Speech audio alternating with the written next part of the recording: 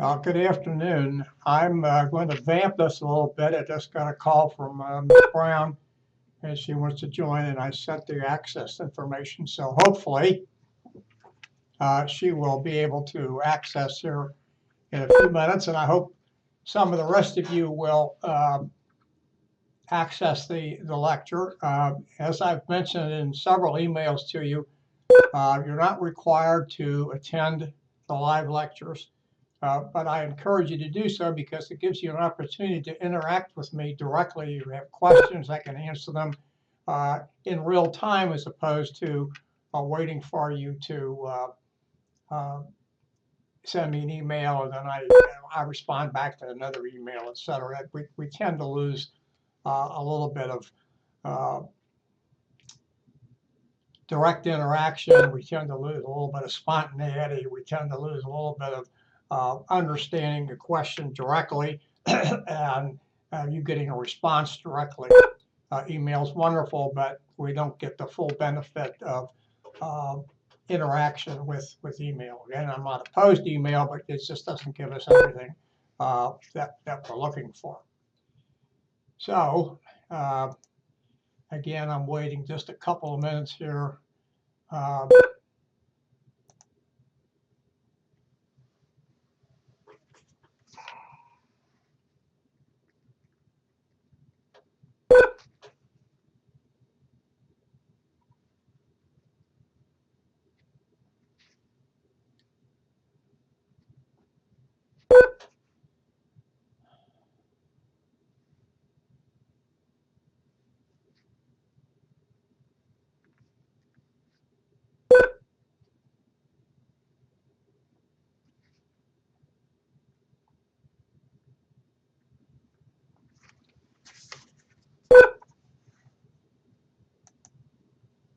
Okay, well, I'm going to go ahead and start, and of course I can always go back.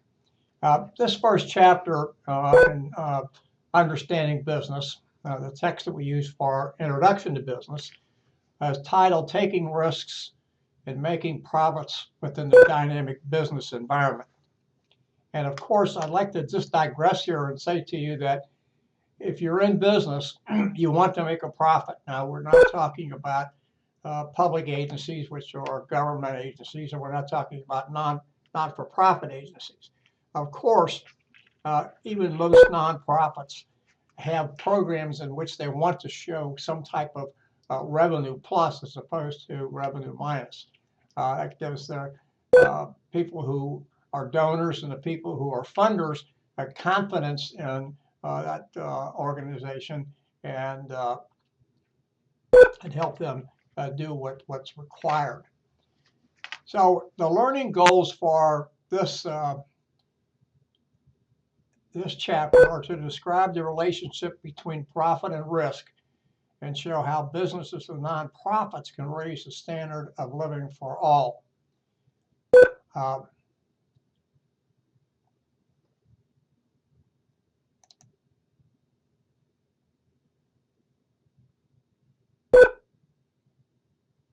Okay. All right, Ms. Brown, can you hear me?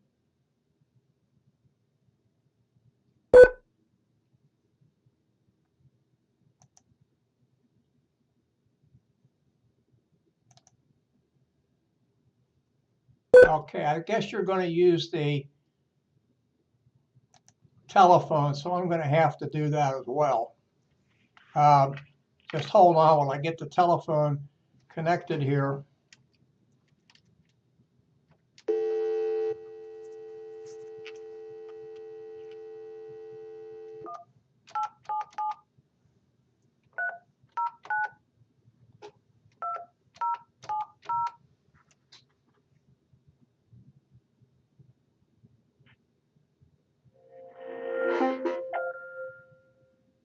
Please enter your access code followed by the pound or hash sign.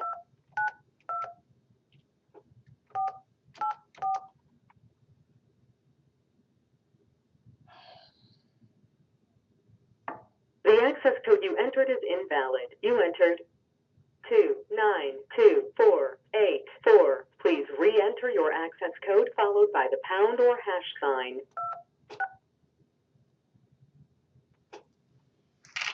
Hold on just a second.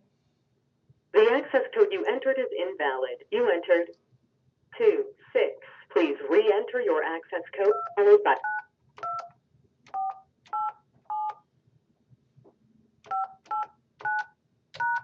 To enable audio controls, please enter your audio PIN followed by the pound or hash sign.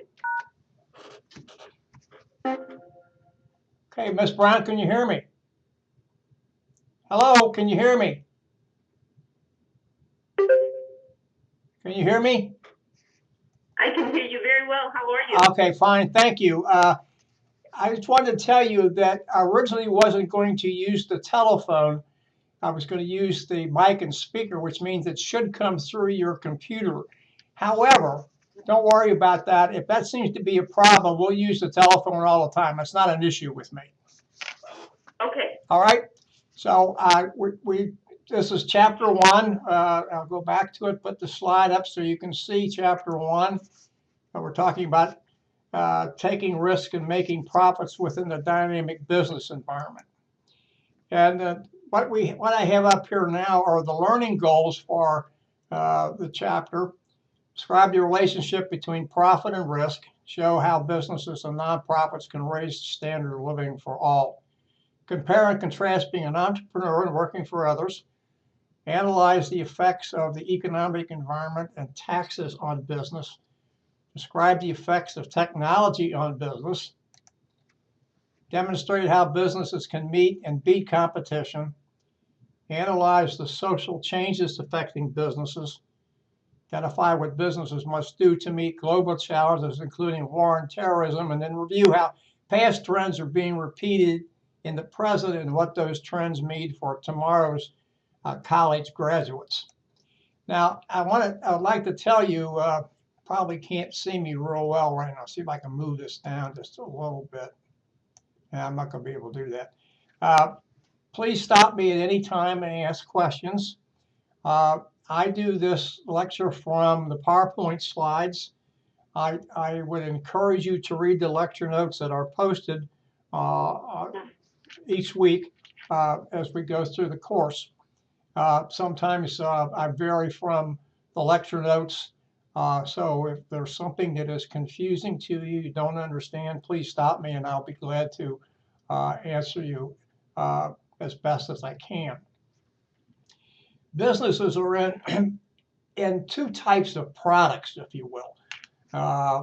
Goods, which are something that's tangible, we can hold in our hands, we can see, we can touch, we can smell, etc. Whereas services are intangible products, something we don't see, things like education, insurance policies, and things of that nature. And businesses do one or either or both of these things. What we find in many cases is that businesses that make products don't excel in services, and so a lot of times we find that those businesses have outsourced their services. Now, what am I talking about here? I'm talking about things like human resource management, perhaps information technology, and things of that nature. They don't consider those to be core competencies, and therefore they will pass those over to somebody else. Now, I'm not talking about outside the United States. I know that happens, but in many cases it happens within the United States. And then the last bullet down here says, if you want to fill a market's needs, make money for yourself and for jobs for others. So that is something that all businesses aspire to do.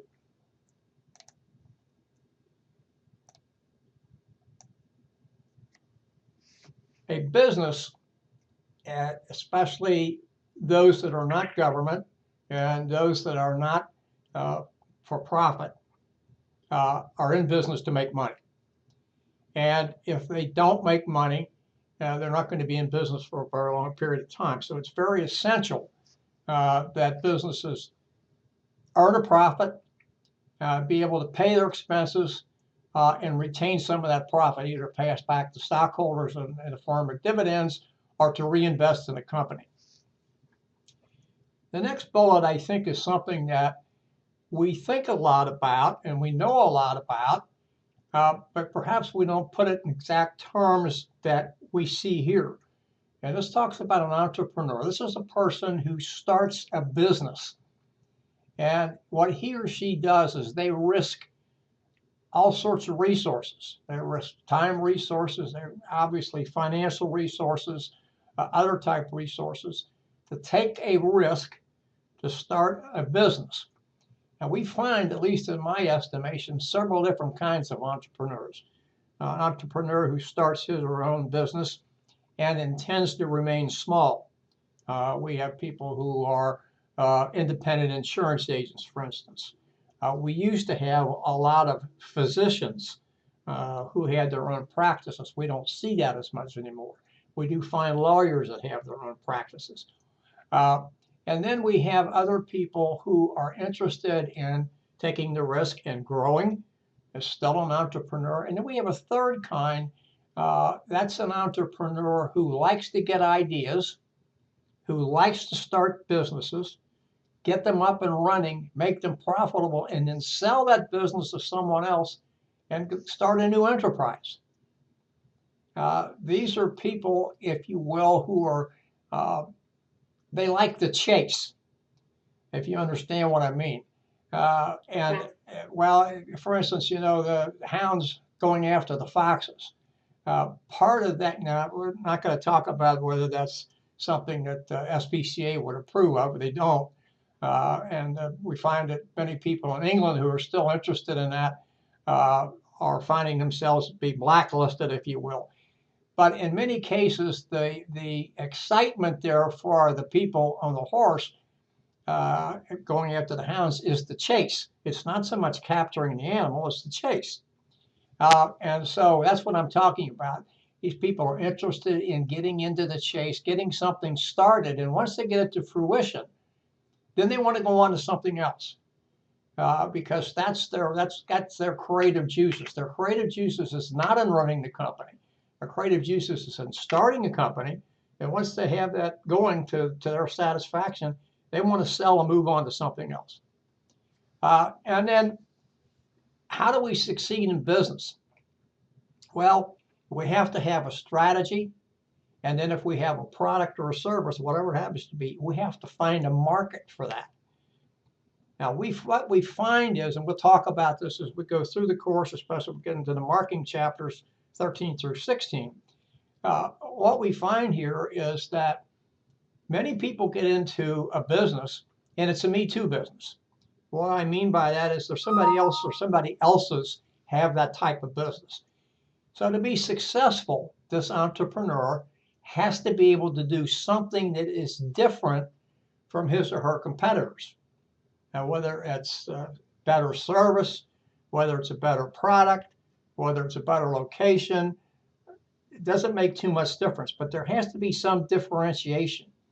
And the major differentiation, and I'll talk about this later in the course, but I'll mention it right now, and that is that many entrepreneurs, when they start, believe that they have to have a lower price than their competitor.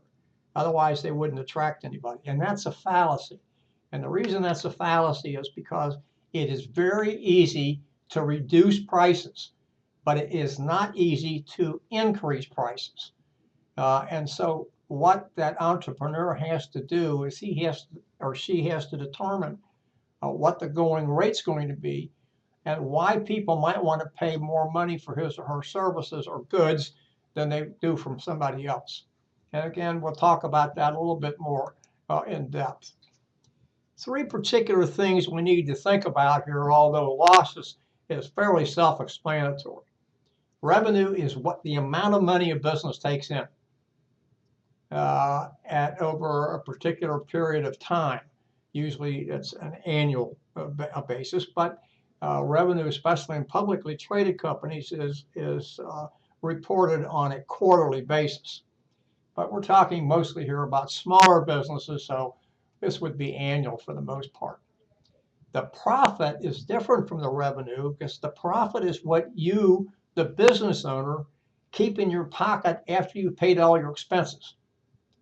So revenue is one thing, it's what we take in, but profit is what we have left after we've paid all expenses. Now, this is the big thing. We've alluded to it before. We need to talk about it again, and that is risk. And that's what an entrepreneur does when he or she decides to start a business. Entrepreneurs run into many problems. And one of them, of course, is financial, which we talk a lot about later on when we get into the financial aspect here. But that's an issue that faces most all small business owners, proper financing. And we have to remember that not all businesses are going to make the same amount of profit. Some businesses, based upon the type of business they're in, have a very small margin of profit. Most small business owners have difficulty surviving on a small margin of profit. What am I talking about? Small would be in single digits. You'd be surprised to know that most supermarkets have a profit margin of about 3 or 4%. Most small business owners probably would struggle with only 3 to 4%. So obviously, the small business owner is going to take a risk. The greater the risk he or she takes, assuming that they have the financial wherewithal to do that, the greater the chance of increased profits. One of the things we talk about here, and we always need to talk about, and I think many of us don't know, or we don't think about, that is how our taxes are spent. I'm not going to go through this laundry list for you because you can read that for yourself. But we know taxes are spent for hospitals in some cases, for roads, for infrastructure, obviously for police and fire, and things of that nature. We kind of in the United States like to rail against taxes because our country was founded on opposition to taxes. They didn't like the King of England, obviously, but they also didn't like taxes. And so tax in the United States is a 4-letter word. Yeah, I know it only has 3 letters to it, but it's just like a 4-letter word to most Americans. We really get our backs up about tax, and yet we don't think about what good the money we spend in taxes do. Standard of living is really just based upon the amount of goods and services that an individual can purchase with the amount of money he or she has left after expenses. Individuals' expenses are rent or mortgage, utilities, taxes, insurance, and things of that nature. Yes, we have a high standard of living in the United States, but we also know that we have a number of folks living in this country that do not have a high standard of living. That's part of a different course, but we have to at least acknowledge that fact. Excuse me, I went back to the wrong slide. And the quality of life kind of goes along with the standard of living. But the quality of life goes beyond that because it talks about things like leisure time and things of that nature that we can enjoy, we would not enjoy if we didn't have a relatively high standard of living, or at least enjoy the possibility of having access to those things. Now, this is a particular slide that I like to spend just a little bit of time talking about, and it's because we have the word here, stakeholders. And many people mistake stakeholders for stockholders. Yes, a stockholder is a stakeholder, but most stakeholders are not stockholders. But we're talking about the community in which an organization operates. We're talking about an organization's customers, its employees. Now, when we're talking here, we're talking maybe larger in size than small business, but still small businesses are in this category as well. It's suppliers, it's dealers, all sorts of people are stakeholders, simply meaning that they have an interest in how well this business performs. And I would tell you that when we're talking about small business, there is relatively no one who wants to see a small business fail. People may have opposition to business based upon ethical issues and moral issues and things of that nature. But by and large, nobody wants to see a small business fail. Outsourcing, we know what that is. In many cases, that is moving jobs outside the United States. As I've said before, that's not always the case, but that's what we hear. What it really is contracting with someone else to do some particular thing for a business. Now, the best example to use here is Nike.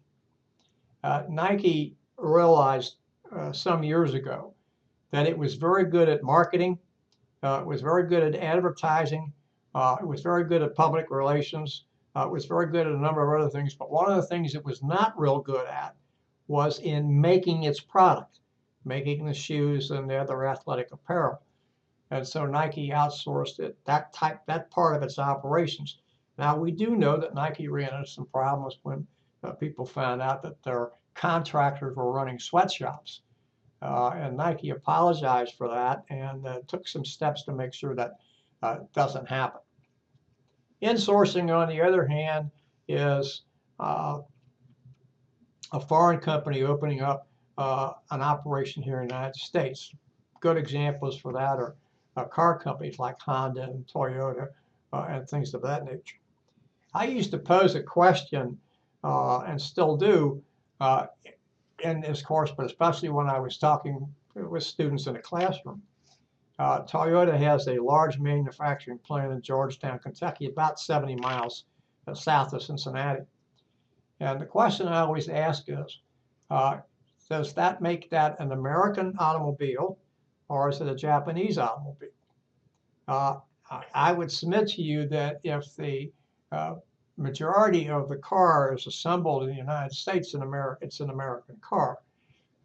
Commerce Department, United States Department of Commerce, has some specific guidelines on how it says products that are either made or assembled in the United States are considered to be American or not American.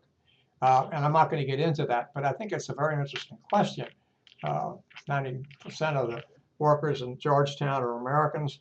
And so is it an American manufactured automobile or is it Japanese? I'm not going to give you an answer, but I like to think that it's probably American and not Japanese.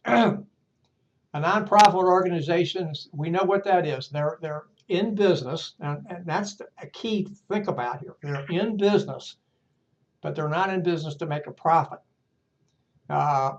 They don't go out of their way to make a profit. Now, in some cases, and you'll get this when we do the Goodwill video, chapter 17, we'll find out that some nonprofits do have part of their operation that makes a profit. And they want that to make a profit so they can take that money and increase the amount of services that they're offering to the people that need them. And then they want to also be able to show their funders and their donors that they can efficiently run an operation. This just talks about some of the well-known nonprofits in the United States. I'm not going to go over that. You can read that for yourself, and you probably know them, and maybe other ones than you have. One of the things that this slide says, and I think it's very important to recognize, that people who are in the nonprofit world, who work in nonprofits, really have a different calling than people who work in the for-profit world. That doesn't mean to say they're not compatible with each other, but they do things differently. And what we find in many cases in some of the nonprofits, because of the outreach they do with citizens, etc., there's a lot of burnout. For instance, a fellow who, the high school classmate of my wife's, his daughter, has worked for a number of nonprofits, including just recently United Way. But she left. She's now working for another nonprofit, but she left because of some of the issues that she had, some of the pressure that she felt she was under, and things like that. That doesn't mean to say it's bad. It's just different. It takes a different mentality, I believe, to work in the nonprofit sector. Social entrepreneurs, we're not going to talk too much about this. These are just people who see things that need to be fixed, and they work on them.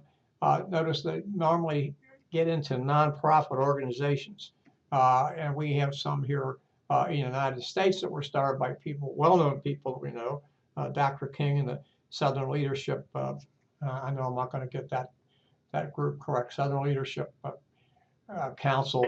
I know that's not right, but what he started, and it's still operating. We just don't hear as much about it today, but certainly something that's still operating, and certainly something that many people really needed and help people along the way. Ups and downs of being an entrepreneur. I think we can sum up being an entrepreneur. The up is being that he or she is in charge of his or her own destiny. They can succeed or fail. They can do whatever they want. I mean, obviously, as long as it's legal, they can do whatever they want. They can hire whomever they want. They can establish their own operating hours. They can take vacations if they do take vacations, which is pretty rare, and do things of that nature. The downs, of course, as that's freedom to succeed or fail. But there are very few benefits for somebody who has his or her own business. And those things have to be factored in.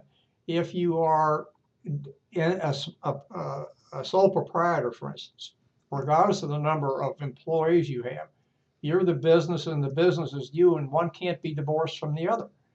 And so that's something that a lot of people have to come to grips with, because it is in a way a burden.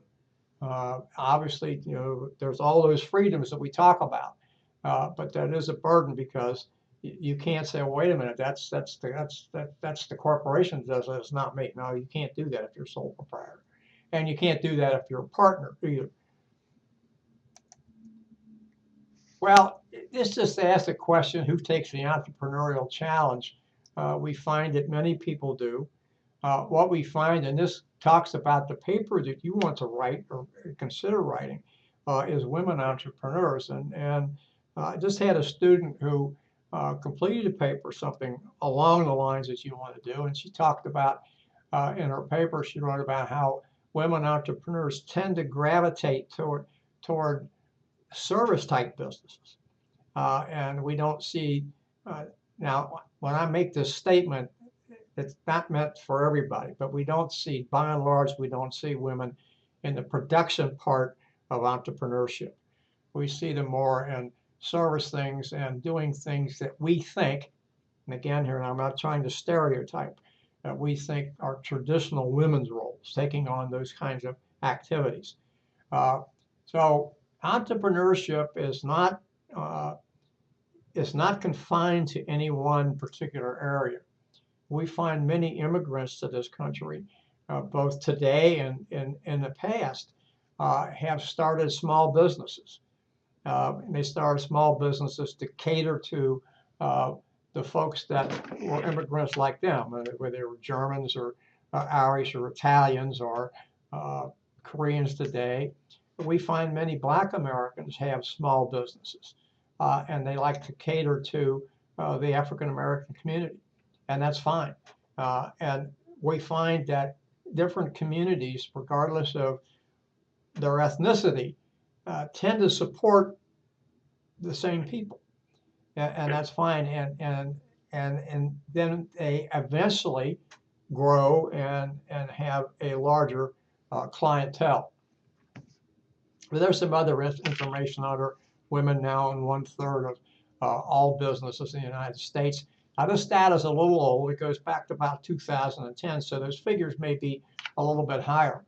But what we find is, and we have to remember this, that entrepreneurship doesn't have a barrier. Now, what I mean by that, it doesn't have a barrier to someone who wants to start a business.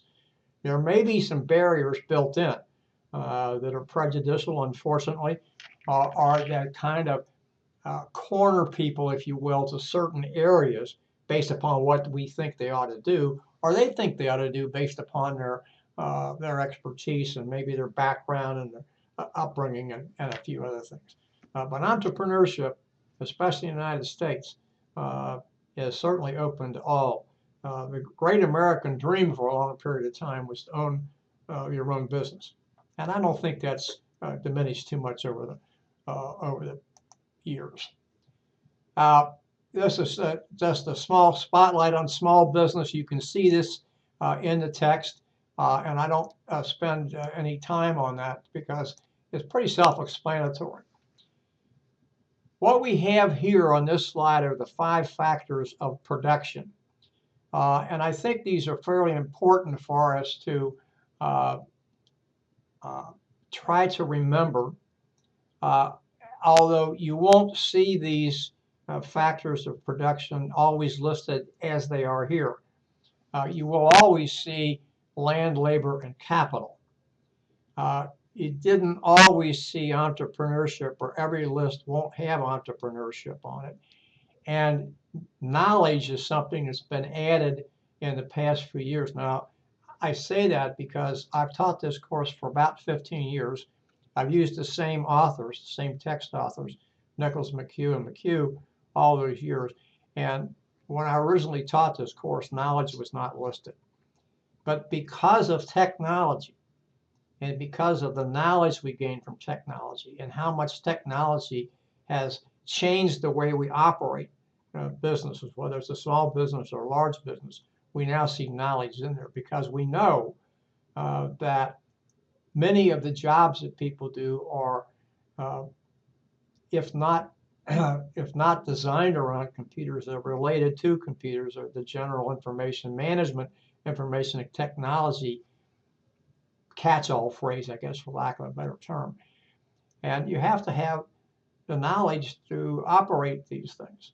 And so that's why you see knowledge today that you probably didn't see a few years ago. Well, this is the business environment, and this is a slide that you can see in the textbook.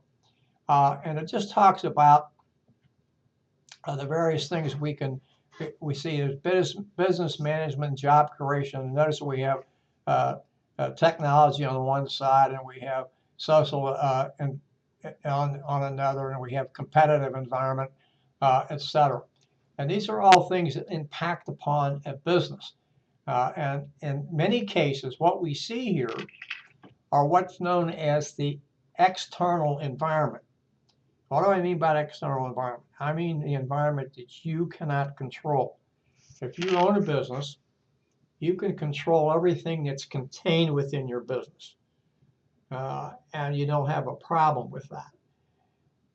You don't have a problem doing the controlling. I mean, yeah, there may be some issues that you run into, but you can control those. You have the ability to have the power to control those. You do not have the ability to control the external environment. And so that's something that you have to learn to operate within because you can't operate without it. Now, this particular slide talks about what government can do to promote business. And one of the things it talks about here is minimizing taxes and obviously allowing private ownership. Something that we do in the United States, something that is very foreign in many countries, not most of Europe, probably not in a good part of Asia, but in a lot of Asia it is.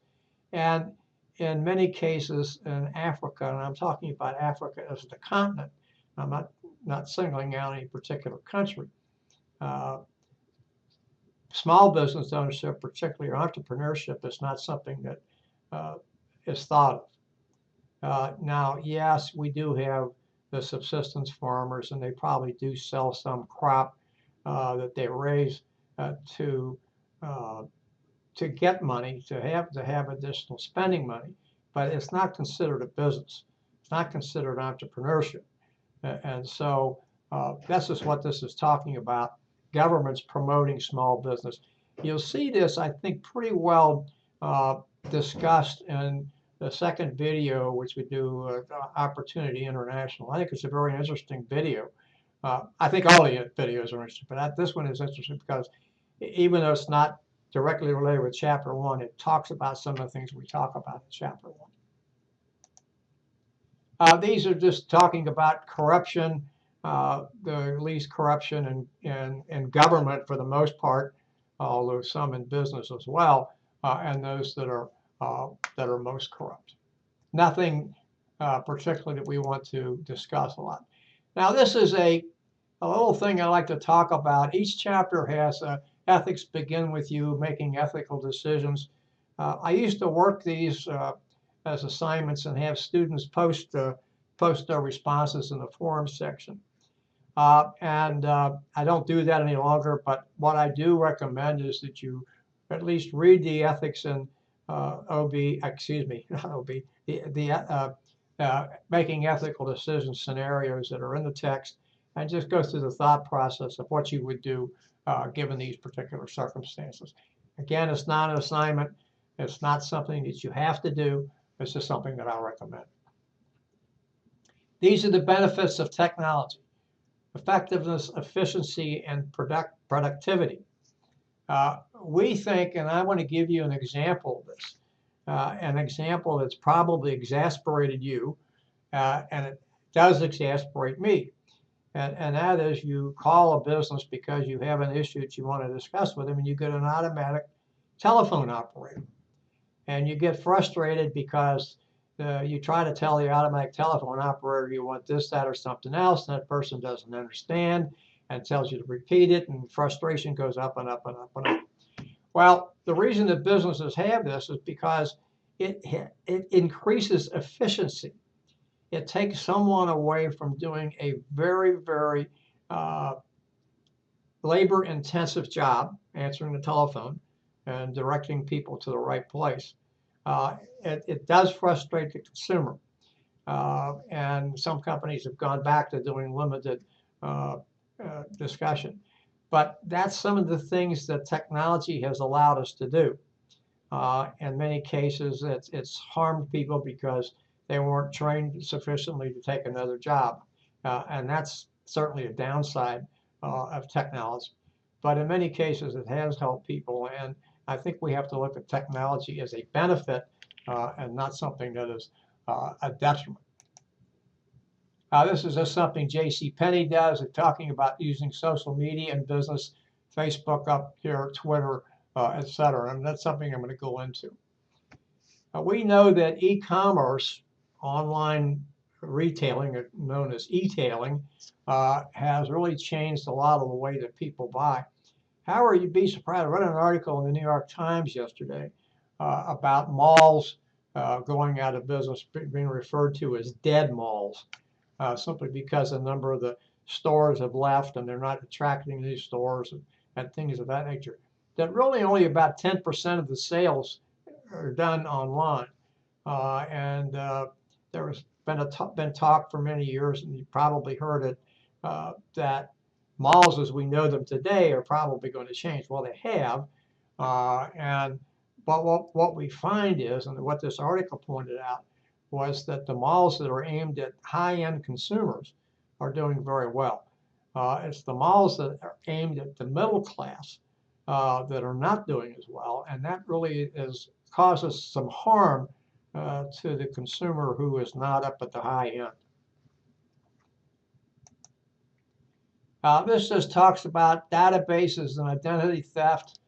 We know we have to be very careful about that, not give people any more personal information than what's necessary.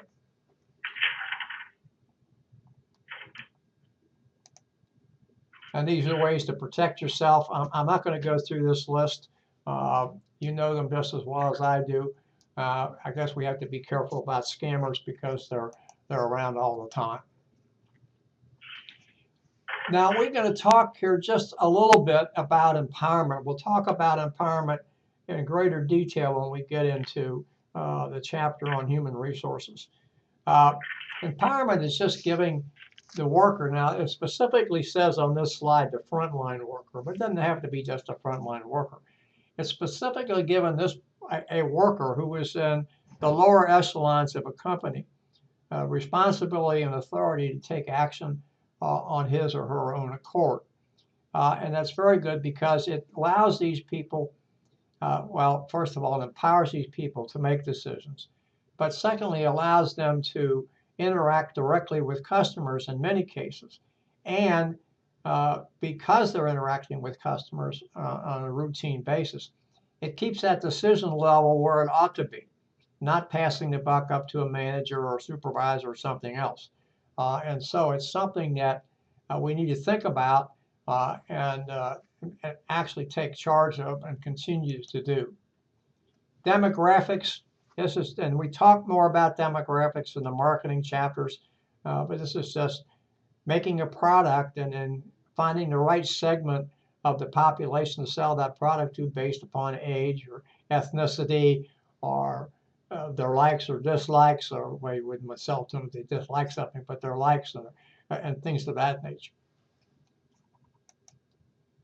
This is demographics by age in the United States. Again, it's a slide that I'm not going to spend any time with.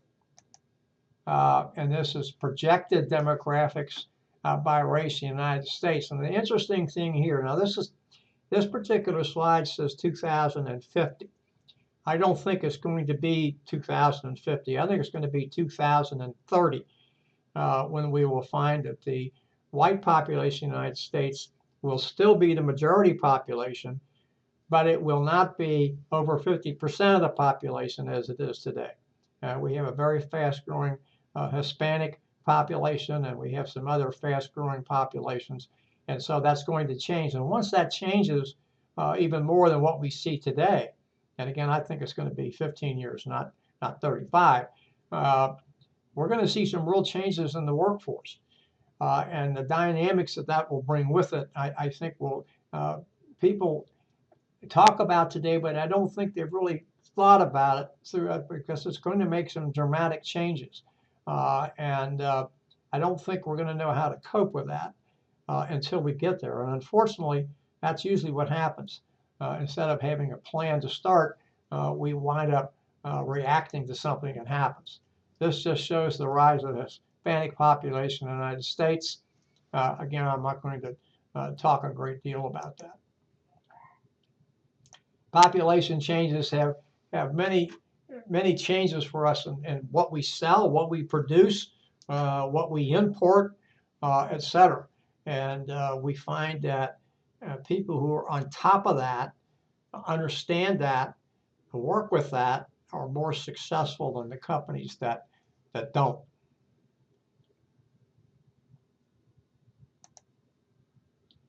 World's largest cities today, excuse me, I skipped a slide here. This talks about Social Security. I'm not going to talk about Social Security in any great extent, other than to say that if you believe Social Security needs to be changed, you need to talk to your congressman or congresswoman or United States senator. Too often, the Congress has not had the backbone to do the things that are required to be done. And too often, it gets to polarization on who you're trying to benefit. Social Security was never meant to be a retirement income. It was old age assistance. And so it's changed to a retirement system, and people have to understand what it's changed to. And one of the two things that has to happen. We have to continue to support that or make the necessary changes and then be willing to accept the changes. That's not happened, and that's caused our problem. This is talking about concerns about Social Security. Again, it's not something I want to spend a lot of time on, but it is important because we all pay into Social Security. It is something that's important in our lives, and if it's going to change, we have to know what's going to change to and what its effect is going to be. These are things we have to be concerned about. There is growing global competition. The United States is no longer the end-all and be-all manufacturer, and it can't be. We don't have. It was at one time. Other countries have caught up and will continue to catch up, and some countries will probably surpass the United States in gross domestic product. We can't be too concerned about that because at least two countries that I can think of have 3 times the population of the United States. China being one and India being the other. So that's something we just have to understand. We have to adapt to that. It's a reality today. We do talk about it. I don't think we pay enough attention to it. It was world's largest cities back 1950. The New York City, Newark area was the largest. It is now no longer in the top 5. I don't know what that population is today, but the lowest in the top 5 is Mexico City with around 20 million people. Not something that we have in the United States. We need to know that some things happen here. We get into wars that diverts tax money. We have to pay attention to that. It costs us more for security and things of that nature. If we're willing to pay for those trade-offs, that's fine. If we're not willing to pay for those trade-offs, then we have to make some hard and fast decisions. This just talks about large companies becoming greener. Shows here General Electric, Coca-Cola, Shell Oil, Procter & Gamble is in that area, and many companies understand that it makes sense to be green. And you can get personally involved in this. You can recycle. You can use your own bags when you go to the grocery store and things of that nature. We only have one environment. We need to do the best we can to protect it. We're not going to get another one. This just talks about how we've evolved the United States from an agrarian society that lasted up until about the early 1900s, maybe the late 1890s. We moved into a manufacturing society. There are a lot of problems with that, social problems. People didn't understand. Many people moved to the cities. Cities weren't ready to accommodate them. We had all kinds of problems. And we moved into a service economy. And then eventually we moved to what we are today, information-based economy. We still are in a service economy, but we're probably more in information-based economy. This just talks about the agricultural area, as I mentioned before. That's what this country was built upon. Yes, we did have small, skilled people that own small businesses, etc. But the majority of people were farmers. Manufacturing, we know what that went, and of course, we had problems there because productivity increased and efficiency increased, and that meant they needed fewer workers. Again, something that we're kind of finding today. Service area, which we are still in, we've not completely gotten out of, because even though people who are in the information business, that's a service business too. They're providing that information. That's a service that they're providing. And then information technology, and of course that influences all of us. All right, that brings me to the end of chapter. What questions can I answer for you? Well, I think it was pretty self-explanatory, but I did only one question. Put a star by it. I'm sorry. I was taking notes pretty fast. I'm sorry? I said I was taking notes pretty fast. I was trying to put a star by it. Oh, the 5 factors. The 5 factors? Yeah, can you just kind of talk about that a little? The land, labor, capital. Yeah, land is what you know it is. I mean, there's no change to that. You know what land is. It's around, it's property, things of that nature. So you need to be able to have that. Labor is people like you and I. We provide the labor to companies. We're the workers, and that's what that means. So in other words, what this is saying is you need to have sufficient amounts of these things.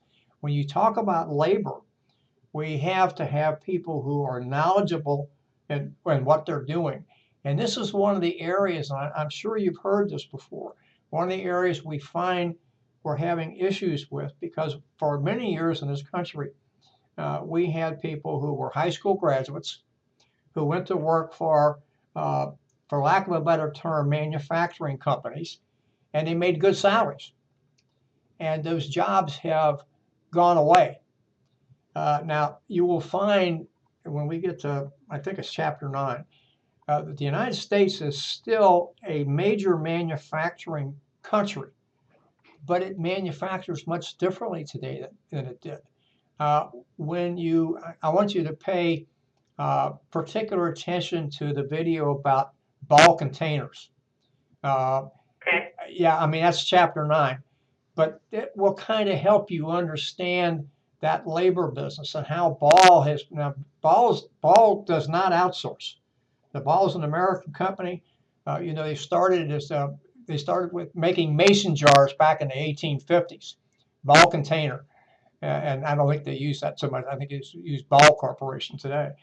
And you'll find out, as I said, they do not outsource. But you'll understand that the people who work for Ball, now doesn't come out and tell you this, but you'll understand they have to understand how to operate computers.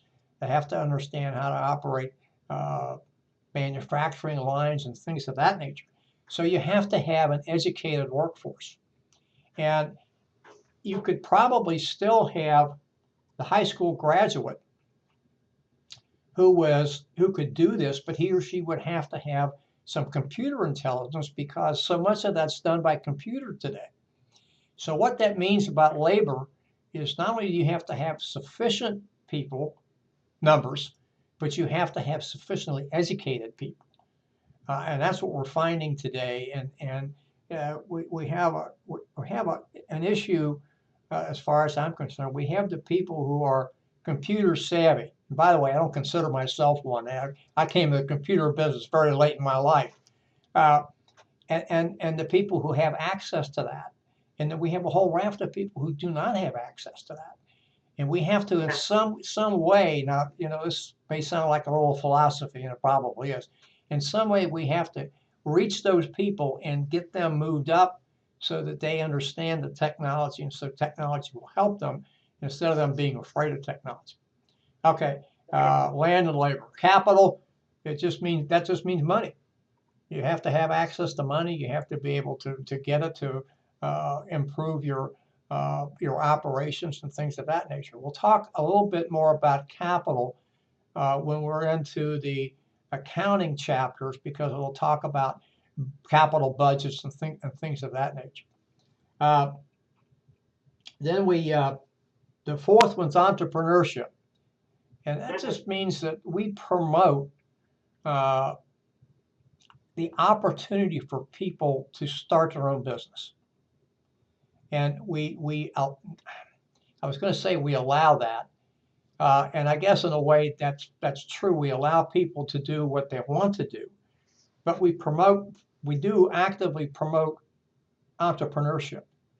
Now there's nobody in the government standing up there and hollering out to you, start your own business, okay? But governments do that. They want people to start businesses. They want people to start a business and help promote jobs and create jobs for other people. And what we find is, and I'm in a way I'm getting ahead of myself, but I don't mind that. What we find is that most of the jobs created in the United States are created by small businesses. And most of us started working for a small business. And I say most, I mean, 60, 70%, that doesn't mean everybody. But I started working for a small business when I got out of college. And we had, I don't know, we had a research arm. So we may have had 100 people that work for us. I'm saying us, that's a categorical. I wasn't in charge of anything. I was just a worker like other people were. But that was started by an entrepreneur. And now I think they've, that's been a long time ago since I worked with them. I think they've been bought out. But I know they have. But that's what I'm talking about. And then the last part, the knowledge, goes back to part of that labor I talked about. We have to have labor that is educated. I want to stay away from the word trained. Educated to be able to come into the workforce and to be able to do things that need to be done. Now, I will give you an example here. It's not a real good example because I don't have something that I can hold up and show you. When I was in the Army and stationed in the Washington, D.C. area, I subscribed to the Washington Post, and they had on one Sunday, they had a very large article about a college in either Baltimore or Annapolis, Maryland, St. John's, small private college.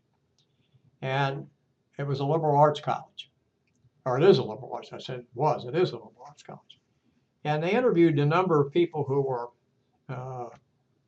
either business owners or they were HR people in business. And what they said about the St. John's graduates, they said that many times they did not come to work for a company and they had the skills that the company wanted. But once they showed them what they had to do, they had enough education to be able to do that without constant supervision. So that's what I'm talking about, education. I want to stay away from training because you can train people to do something, or you retrain them to do something else. That's not necessarily education. It can be, but not necessarily education. So you want people to come to have a wealth of understanding, not just in technical areas, but understand the world and the society we live in, and know a little bit about English and literature and things of that nature. I hope that answers your question. It does. Okay. Yeah. Okay, now I would like to take it's a 5:28. I'd like to take 5:29. I'll take about a 5-minute break. And I want to tell you one thing we're going to do here. This may happen, but since you're here and if you're going to stay with me the whole time, we can go right straight through. Sometimes when I don't have anybody on, it cuts out after 2 hours. Okay. But it should not, because you're here and you want to be an active participant. Now, there's one other thing I want to mention to you. If I go too fast, tell me to slow up. Don't hesitate on that. I may tend to go too fast, and I like to talk a lot and try to make sure that you get the flavor of what I'm trying to get across. And like I mentioned, please do read the lecture notes, because I don't look at the lecture notes. I do all this off the PowerPoint slides, and I hope that gives you some feeling. You can see what's on the PowerPoint slides, and I don't try to say everything that's on the slides themselves, because you can read that. I just try to talk the things that I see they're most important. So we're going to come back at 5:34. I need to get up and stretch my legs and take a drink of water. I'll be back. And please remember, stop me and ask me questions anytime when you go on, because that's what I'm here for. I'm here to answer your questions and make sure that you're getting the things that you need to get. Okay. All right. Thank you. Okay, we'll be back in about 4 minutes. All righty.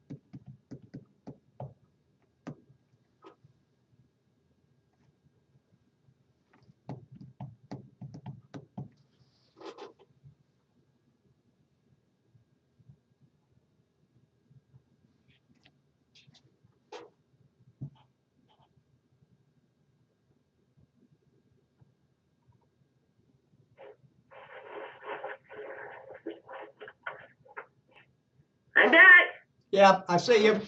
If you're ready, we'll start. Okay, I'm ready. Okay, good. Chapter 2, we're going to talk here about understanding economics. This is going to be a little bit of an overview of economics and how it affects business. Learning goals for the chapter.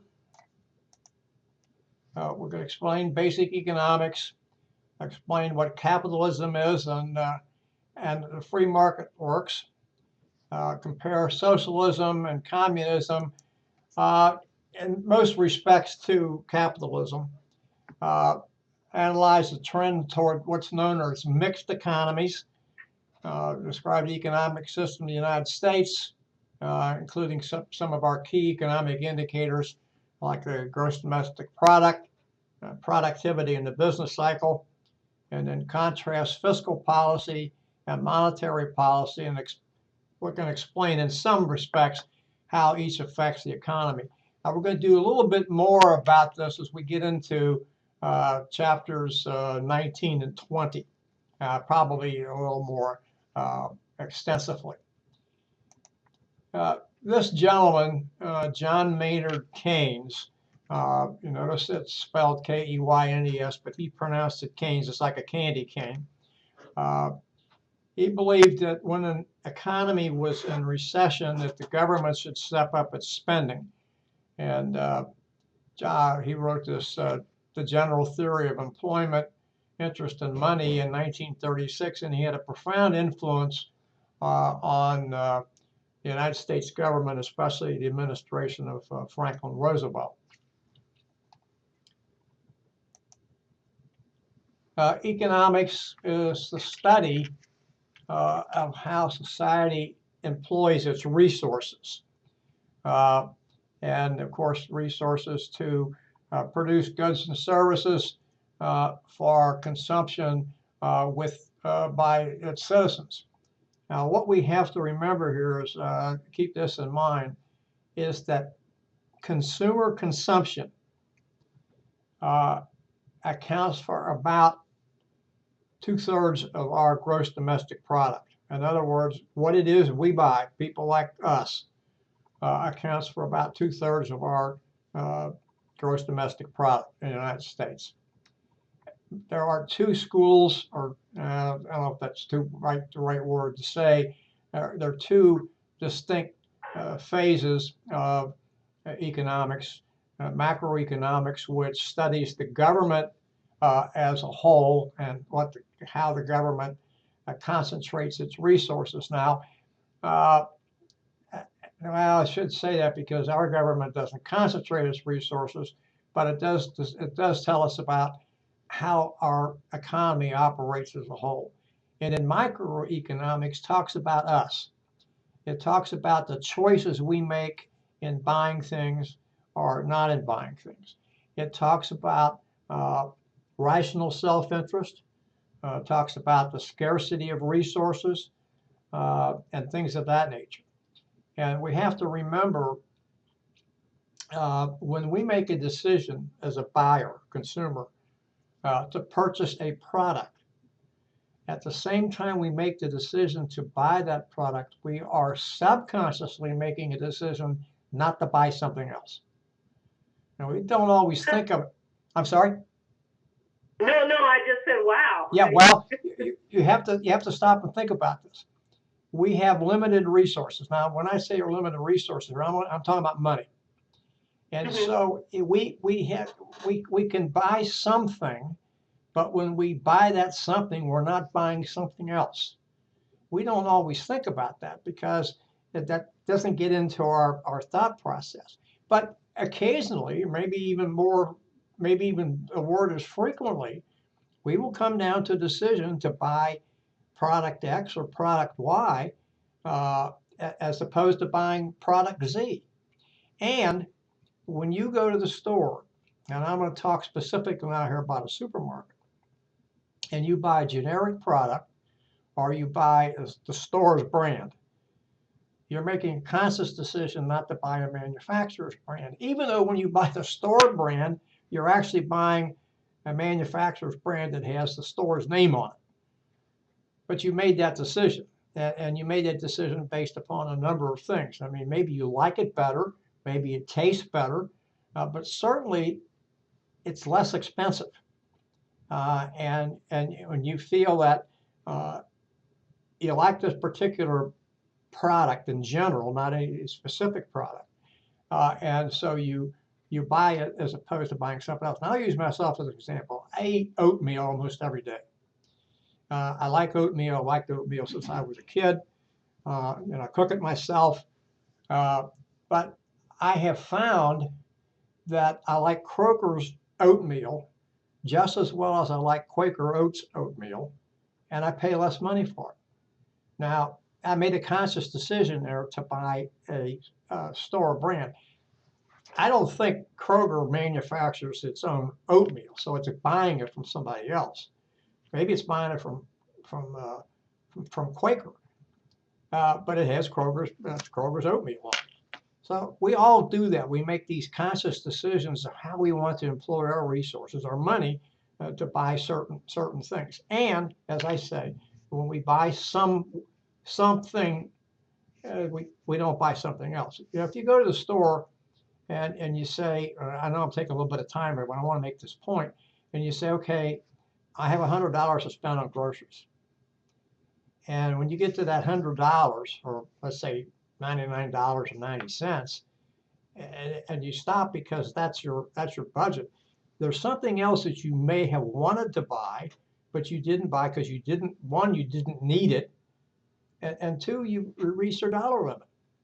So we make those choices all the time, and when we go through the store with a shopping list, hopefully, you compare. And so when you get to whatever you want to do, you say, okay, well, that's something I need, so I'll buy that, as opposed to something I want. We all have wants and needs. Needs are something we have to have. Wants are something we would like to have. And so when we buy something based on need, we're probably not going to buy something we want. We only have so much money. I hope I didn't bore you with that conversation, because it's something that I think we do all the time, but we don't think about. Resource development is just a study of how we can increase resources, so we can use resources to create conditions that will make products better, let us make better use of them, et cetera. If we think about the technology we were talking about in the last hour, to some extent, we have used technology to do a lot of things. We've done it to better our lives. We've done it to be more productive. And so it's helped us do some things that we weren't able to do just a few short years ago. And this just talks about ways of increasing resources. Now this talks about new energy sources, and it talks about hydrogen fuel. Actually, hydrogen fuel is not a new energy source, but it's a new energy source for everyday people. We've used hydrogen to fuel rockets and missiles and things of that nature for many years. We've not used it to try to transport people in automobiles. We're trying to do that today. And of course, there's several hydrogen fuel cars on the market, Tesla being one, probably being the most prominent.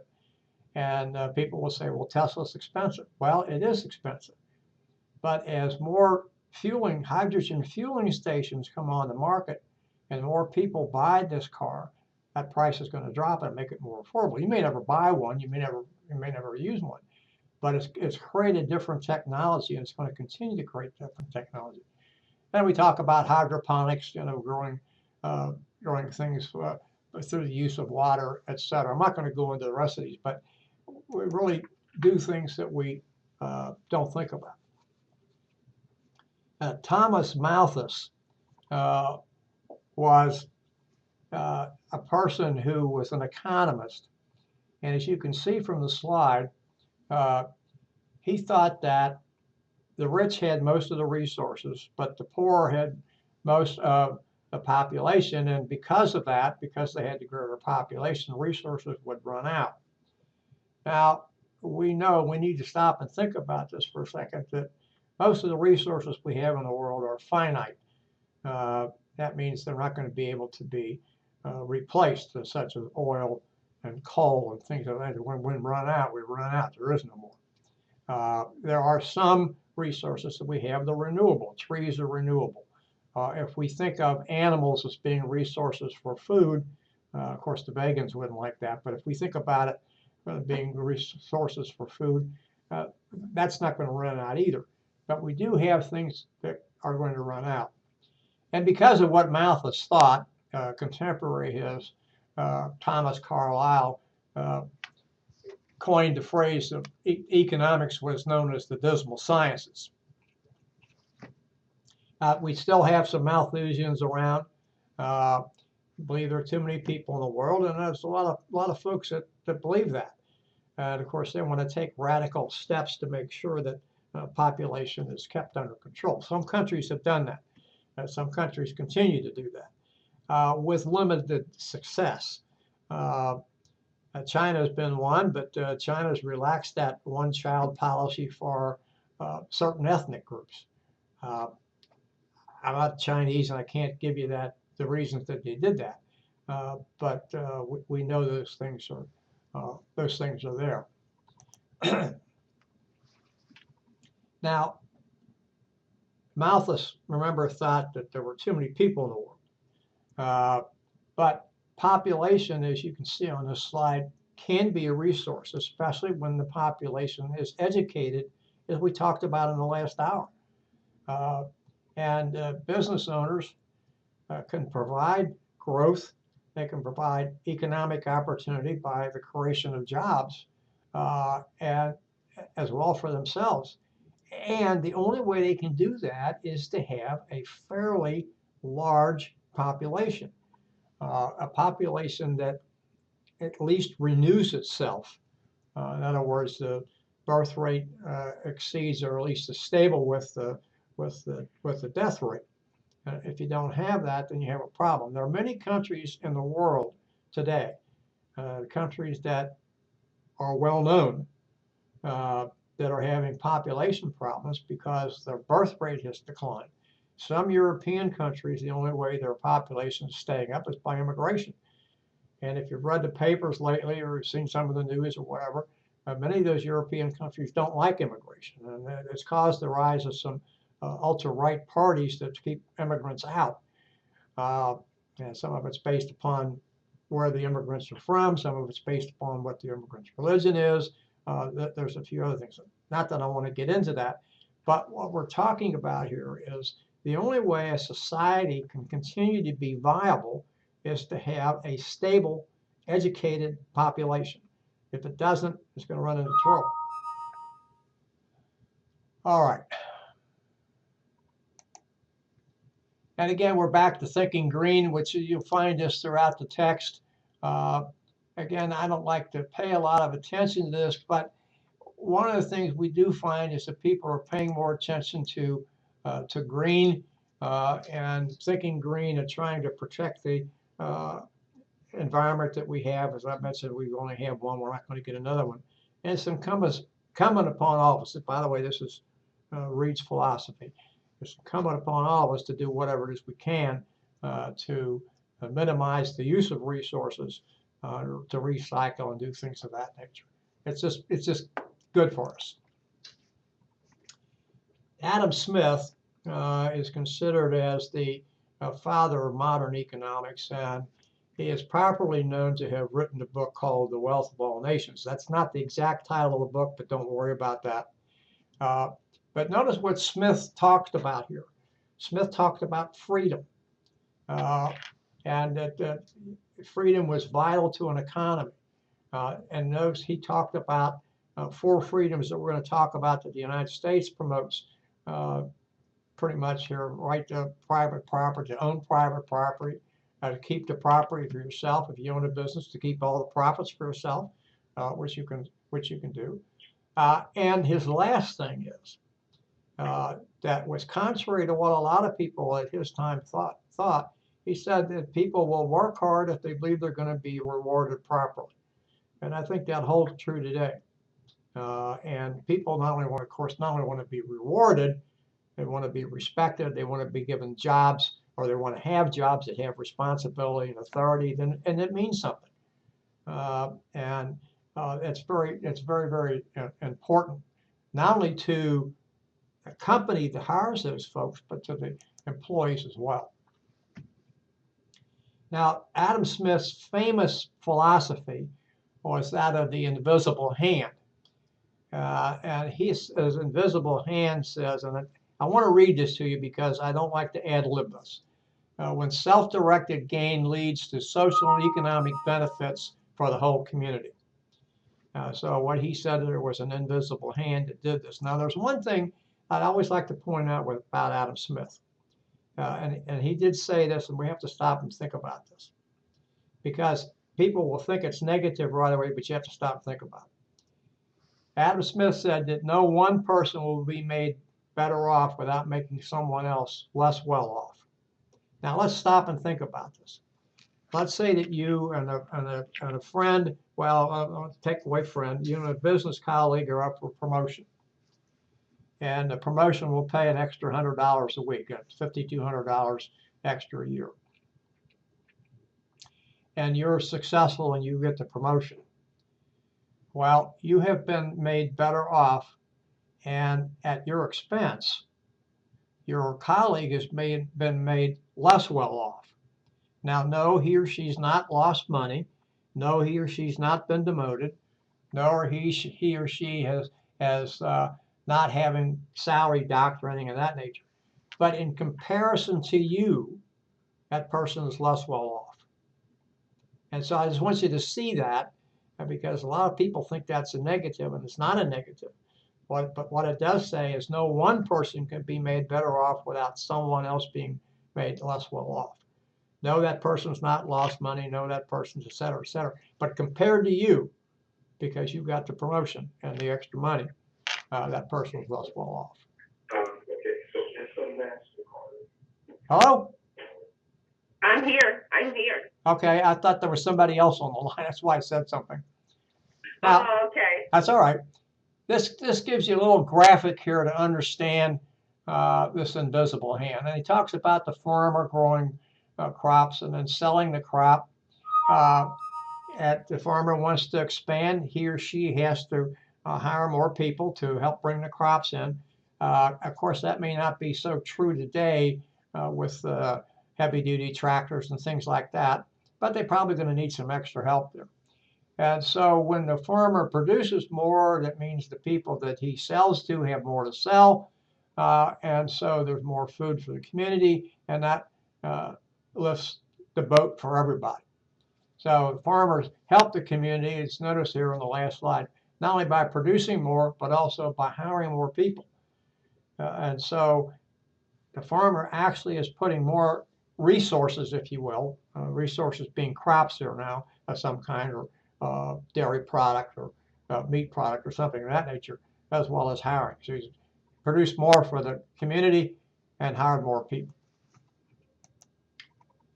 This is just talking about making ethical decisions again, corruption's effect on the economy. Again, I suggest that you read that, not a requirement, but I think these scenarios are all very interesting. Just gives you the opportunity to think a little something about them. All right. So can I ask a question back on the corruption on the economy? Yes. That's not a separate book. You just said. No. These are all in the text, and there'll be a little. If you can see my hands up here, there'll be a little. Be a little border area in each chapter. I can't tell you what page they're on. They're on different pages, and it will say making ethical decisions, and then it'll be this title: Corruption's Effect on the Economy. And then what they're talking about in this particular scenario is somebody has a restaurant and wants to get a liquor license and so on and so forth. And somebody says, well, I'll get you the liquor license if you grease my palm. That's corruption. That's bribery. And so it just talks about it. I just think all these little scenarios are very interesting. It helps you stop and think about something. We're going to talk about ethics in chapter 4. And so you might see as we go through that ethical decision-making process, how you can go through this. Just read these things. It takes you 5 minutes to read them. Think about what you would do, etc. And by the way, when you're looking at those things, if you think that would actually be a better forum discussion assignment than what I have, please say so. I did used to use them. I got away from them simply because I couldn't get students to understand what I wanted them to do and how to look through the process. And some students were good about answering, and some students weren't. So I did away with it. But I can always consider going back to them if I get good feedback. Okay, now we're going to talk about the economic systems that we have throughout the world, starting with capitalism, which is our system. I prefer to use the term free market as opposed to capitalism, and the reason I do that is because capitalism has taken on a nasty tone. Yes. And so I just like to use the term free market better, but capitalism is the correct term. What capitalism simply says is most of the factors of production are in private hands. We, the people, own our businesses. We stockholders own businesses, etc. And the government owns very few, if any, businesses. And the government doesn't tell most businesses how to operate. Now, there's some caution to that, what I just said here, because if we get into things like we're on a wartime footing in the United States, the government will tell people, production people, we want you to do this, we don't want you to do that, etc. The last real time we did that was World War II. And the government wasn't intrusive. Don't think of it that way. We're just saying that, we want you to try to produce this, and or if you can, turn your factories over to a production of tanks and Jeeps and things of that nature, which most businesses did. Not to say we didn't make other things as well, but the entire effort during World War II was to support the war effort and support the soldiers and sailors and Marines and airmen doing what we had to do. But those are the only times that you will see government in a capitalist economy do that. And it just mentions down there at the bottom the countries that are capitalistic in nature. Now, state capitalism, and by the way, we do have that in the world today, and that is probably the best example of that is China. This is where the state, rather than private ownership, runs some of the businesses. Now, it's probably incorrect to completely say that China is state capitalism, but it's probably very close to that. And where it doesn't necessarily run a business as opposed to private ownership, it pretty much tells the business what they can and can't do. Practicing state capitalism here, it does mention China and it does mention Russia. China probably, at least in my estimation, again, it's my estimation, probably a little bit less so than Russia. But it remains to be seen. Now, one of the things we do know, talking about Russia, is that many of its companies in the state, Russia is a big energy producer, oil and natural gas. Those industries are either run by the government or almost completely run by the government through ownership of stock, etc. This is just a small loan can make a big difference. Spotlight on small business, and again, it's not something I'm not going to go into. These are the 4 basic rights of capitalism.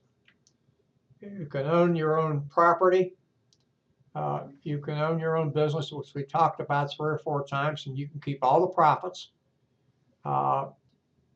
Notice the next one, you have the right or the freedom of competition. That just means that the government is not going to tell somebody else they can't get into that business. And then you have freedom of choice. You can decide what to do. And if you start a business on your own and you decide that you want to close that business and open another business, nobody's going to tell you can't do that. That's kind of what that means. Franklin Roosevelt then came up with what he called 4 additional rights. And Roosevelt did this pretty much in response to the horrible economic depression we were going through in the United States in the 1930s. Freedom of speech and expression, which really kind of in a way is guaranteed by the First Amendment to the Constitution, but he articulated that way. Freedom of worship, again, something that I believe is really embedded in the First Amendment to the Constitution. And then his last 2, and these were really directed, at least in my estimation, to the problems of the deprivation of the Depression. Freedom from want and freedom from fear. Roosevelt made a very dynamic speech. He used the medium of radio in those days. And one of the things, and he even said it, I believe, in his inaugural address in 1933, the only thing that we, meaning the American people, had to fear was fear itself. And so that's why he, as far as I'm concerned, he came along with these other freedoms, because it's very important for him to articulate those. Now we're going to talk here about free market. And that kind of, as we've mentioned, goes along with capitalism. It's something I prefer to use. In a free market system, it is the consumer, people like the 2 of us, who decide what we want manufacturers to produce. Because we'll either buy something or won't buy something. We have had, I don't know how many fads in this country, from things that were gadgets, certainly were not something that people needed. And people would buy those. Beanie Babies was probably the last one that I remember. Hula hoops before that, other things. And then people just get tired of them and they won't buy them anymore. We don't want, and then the manufacturer will stop making them. We know about price. We determine the price. If we buy it at that price, the manufacturer will continue to make it at that price. If we do not buy at that price, manufacturers will lower the price.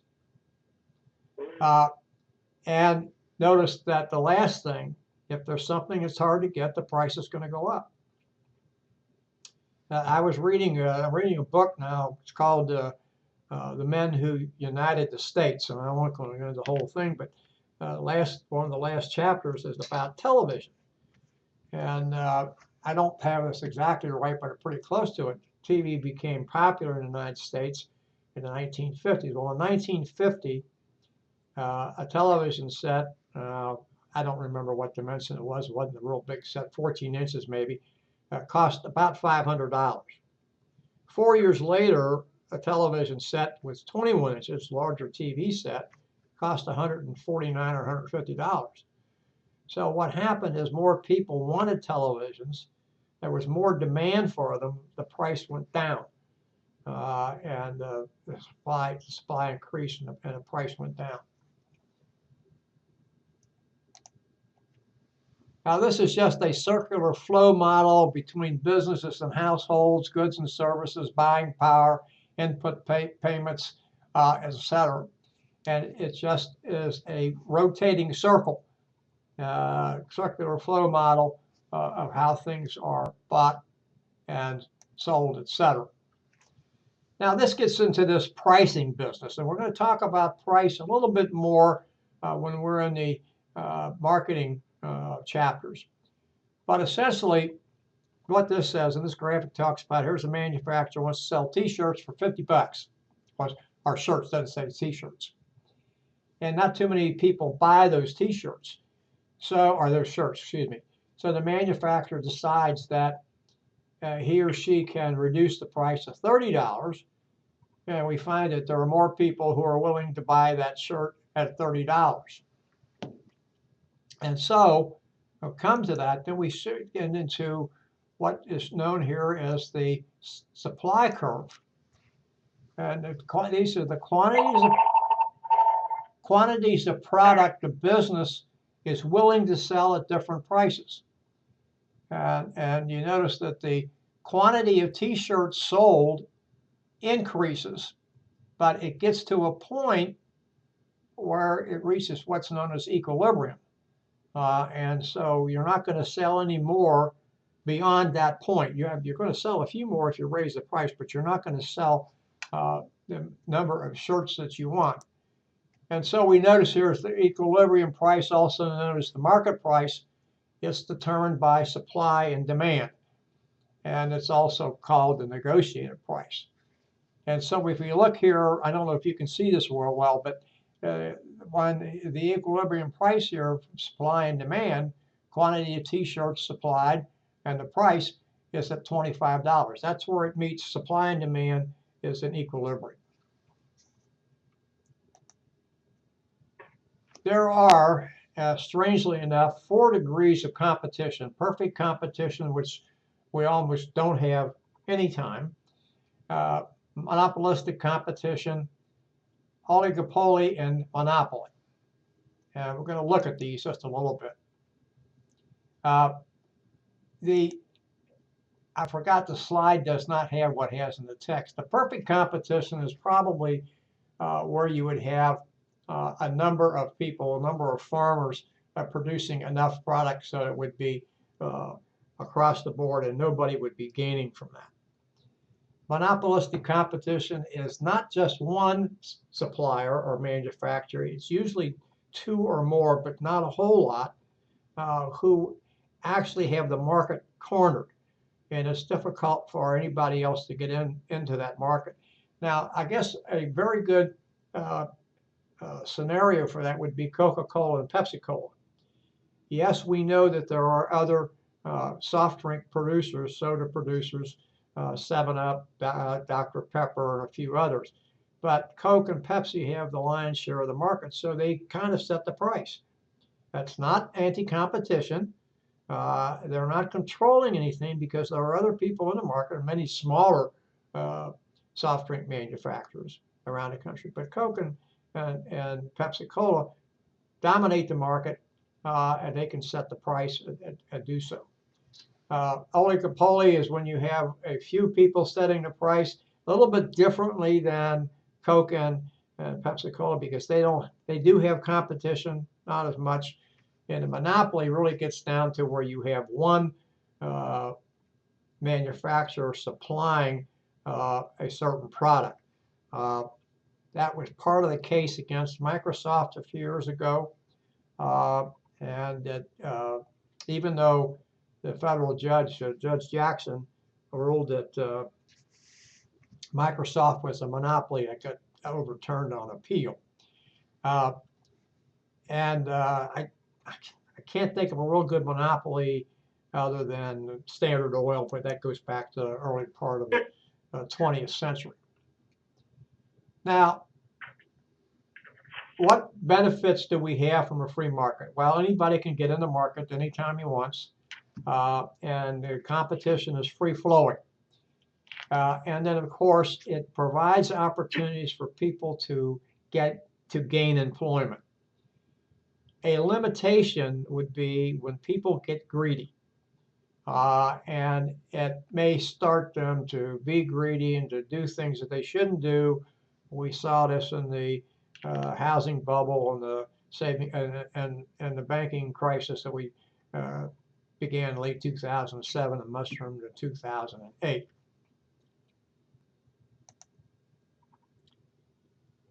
These are just individual taxation rates around the world. Most people think that we're overtaxed in this country, and relatively speaking, we're not. These are just some different types of taxes, which I'm not going to go into.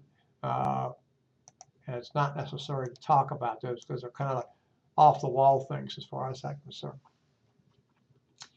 Socialism is a type of economics. We see this in many European countries, certainly like Norway and Sweden, Denmark, our economic system is based on the premise that the basic businesses, like utilities and things of that nature, should be owned by the government. And the reason they do that is they want to distribute the profits evenly across the spectrum to our population. They do have entrepreneurs, but they tend to run smaller businesses, not medium-sized or large businesses. The citizens are highly taxed, but they get a lot of benefits from those. Paid daycare, paid education, what's known over there in those countries is cradle to grave. They do a good job of protecting both the environment and helping the poor. Notice here's the benefits, social equality, free education, etc., things like I talked about. They have different benefits. We have longer vacations, and paid sick time, paid maternity leave, and things of that nature. Now, some other countries in Europe that are not considered socialist, like France, Great Britain, the United Kingdom, Germany, and a few other ones, have generous vacation time and sick leave time and things of that nature.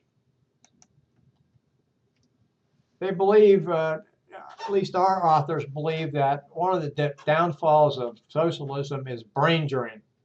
The people believe that they can't get ahead on their own recognizance, and that many of the workers will leave for other countries. And they mentioned doctors and lawyers, etc., coming to where a market-based economy. They also mentioned that there are fewer inventions and innovations in these countries because those things are not promoted. Communism, on the other hand, is probably the best way to say it, at least in my terms, is an extreme form of socialism. But it's also a political system. Government owns most all the business and makes almost all of the decisions relating to economics, what to produce, how much to produce, etc. Notice this next bullet, which is very important about communism. Prices don't reflect demand, which may lead to shortages. And I remember years ago, you could look at periodically on TV in the United States, you would see these bread lines in Russia. People would be standing in line to get bread. And then after a certain period of time, the store's doors would close because all the bread was gone. And we in the United States would say that was a shortage. And the communists would say, no, that wasn't a shortage because we produced exactly what we expected to produce. And the fact that people didn't get bread is not our fault. There were some other issues with it, like the people selling the bread would take a loaf out for themselves or two or three and put them under the counter. And so that meant fewer people had a chance to get bread. Most communist countries that are still in communist, the two major ones would be Cuba and North Korea, do have economic issues, and they don't seem to be able to get out of them on their own. These are our two major economic systems, differently than what we talked about before. Free market that I've mentioned, and that determines what goods and services are going to be produced based upon decisions made by the consumer. And then a command economy where the government does most of the operation and decides what's going to be produced and not be produced, etc. What we're finding happening today is a move toward what is known as a mixed economy. That is, some allocation of resources are made by individuals and some made by the government. And notice it says here, neither free market nor command economies has made a sound economic condition. So that's why we have this mixed economy today. And most countries are moving in that direction. Notice it says here, socialist countries are cutting back on services. I'm not sure that's true, but that's what the authors say, so I'll go along with it. And then people like us, the free market economies, capitalist economies, are increasing social programs. It says moving more towards socialism. Again, that's not something I agree with. Just offering more social programs. This is China's changing economy. Part of the problem with this slide is that this was probably created around 2010, 2011. And China's economy has changed a lot since then, and it's concerned with increasing prices and lower production. And so what we see here is not necessarily as true today as it was a few years ago. China's growth, for instance, was in double-digit figures for a number of years. That's very hard to sustain something like that. And most of China's economy is based on exports.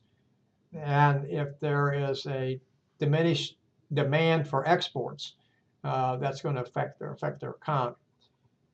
Difference from the United States, a lot of things that we produce in this country are consumed by Americans. And we don't sell those certain things outside this border, outside our geographic borders. Yes, we import things. Yes, we export things. But we're not a total exporter, almost completely exporter like China is, and that's a problem that they have because the same thing that Russia was having problems with exporting petroleum products.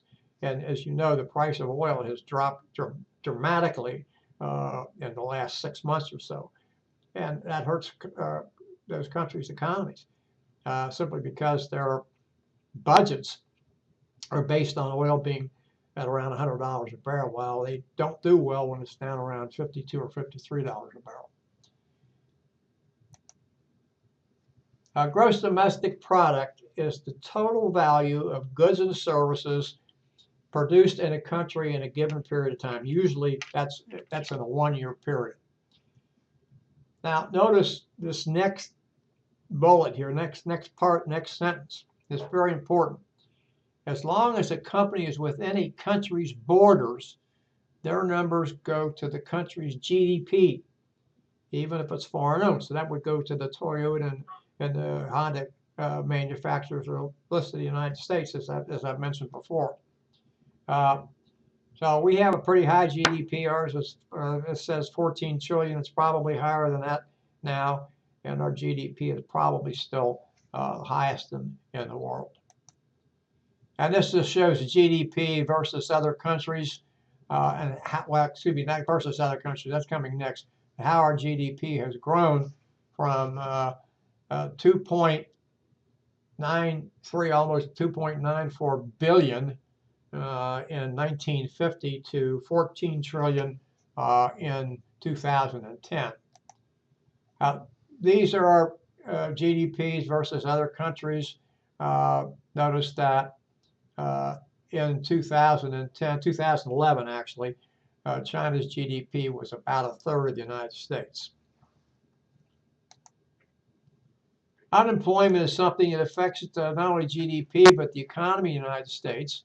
And unemployment is calculated based on the number of people 16 years of age and older that are in the workforce. Now, it excludes people who are institutionalized. For a long time, it excluded people in the military. It includes people in the military now. And then we have different types of unemployment: frictional, structural, cyclical, and seasonal. We don't have to worry about too much of that, but we find that cyclical we find in the automobile industry. And seasonal is exactly what it says, unemployment based upon working for farms and things of that nature. I prefer to say that our unemployment rate ought to be shown in employment rate, which would be now about 94 point some odd percent, but we have used unemployment rate for many years, and that's not going to change it. Best and worst cities for a job watch, again, something I'm not going to talk about. We do need to talk about inflation because that's a general rise of prices and services over time, usually calculated in a year, although we do get the inflation rate reported on a monthly basis. There is a economic philosophy that's been floating around for the last several years about holding inflation to 2%, or that inflation should be targeted at 2%. Interesting enough, that philosophy started in New Zealand some years ago, and nobody's really sure whether that 2% is a good number, a bad number, or somewhere in between. Disinflation is exactly the reverse of inflation, when prices are slowing. Deflation is when prices are actually declining because there's too few dollars chasing too many products. And in stagflation, economy is slowing, but prices are doing just the reverse. They're going up. Consumer price index, we really haven't heard a lot about this lately. I mean, it is still reported, but it's not reported seemingly to me with the gusto that used to be reported. This is a monthly statistics that measures the pace of either inflation or deflation. The government calculates this based on a basket of services and goods, and knows what's in here: housing and apparel and medical and things of that nature. Some of those are actually stripped out because they're more volatile than others. And so you'll hear the consumer price index is reported as X, and then stripping out the volatile part, like automobiles and fuel and things of that nature, it's a little bit lower. And then we also have to look at things like wages and rents and things of that nature, because in some cases they're based upon the the consumer price index. And the producer price index measures prices at the production level, at the wholesale level, measures production prices at the wholesale level. Productivity in the U.S., as we know, has increased, even though in some cases parts of the workforce are no longer as high as they were in certain industries due to the advances of technology. And we'll talk a little bit more about that later, about computer-aided design and computer-aided manufacturing. Productivity in the service sector, again, has increased, mostly for the same reasons. We find that when it's less expensive to produce goods and services, it lowers prices, which means that consumers can buy more. 4 phases to the business cycle. Boom means everything's running on all 8 cylinders. Recession, that is 2 or more consecutive quarters, 3 months of each.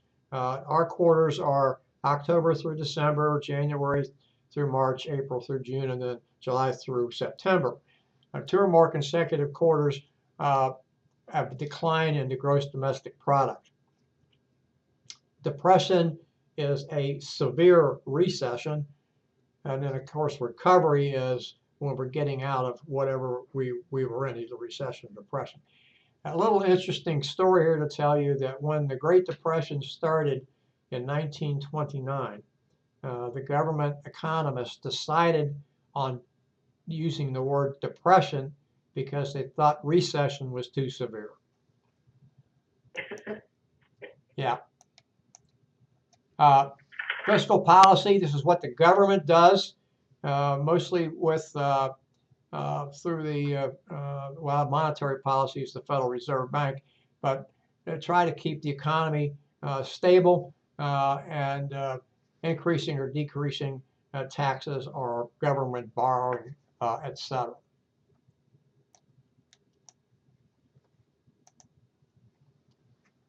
Well, we know what a deficit is. That's when we owe more money than we're taking in. And the national debt is exactly what it says. Some of our debts over a period of time. Surplus is just the reverse. Our national debt, this again is probably dated. Although our debt was getting better, I don't know what the latest figures are, but it was relatively, it's still high, but I think it's better than what it was. This is just saying what a dollar can buy. And again, it's not something that I really want to spend any time on because it's kind of one of those things I could call gee whiz. Monetary policy, we will discuss this much greater depth in Chapter 20. This is money supply and interest rates are set by the Federal Reserve Bank. And we find the Federal Reserve Bank being more activist than lowering interest rates and things of that nature. The Fed's two biggest concerns are to control inflation and to increase employment. We don't think about it that way, but that's the two biggest things they do. That brings us to the end of Chapter 2. What questions may I answer for you? I think you did great. No, I got it. Okay, that's good. Well, we're at 6:25, so we'll take a break till 6:30. Okay. All right.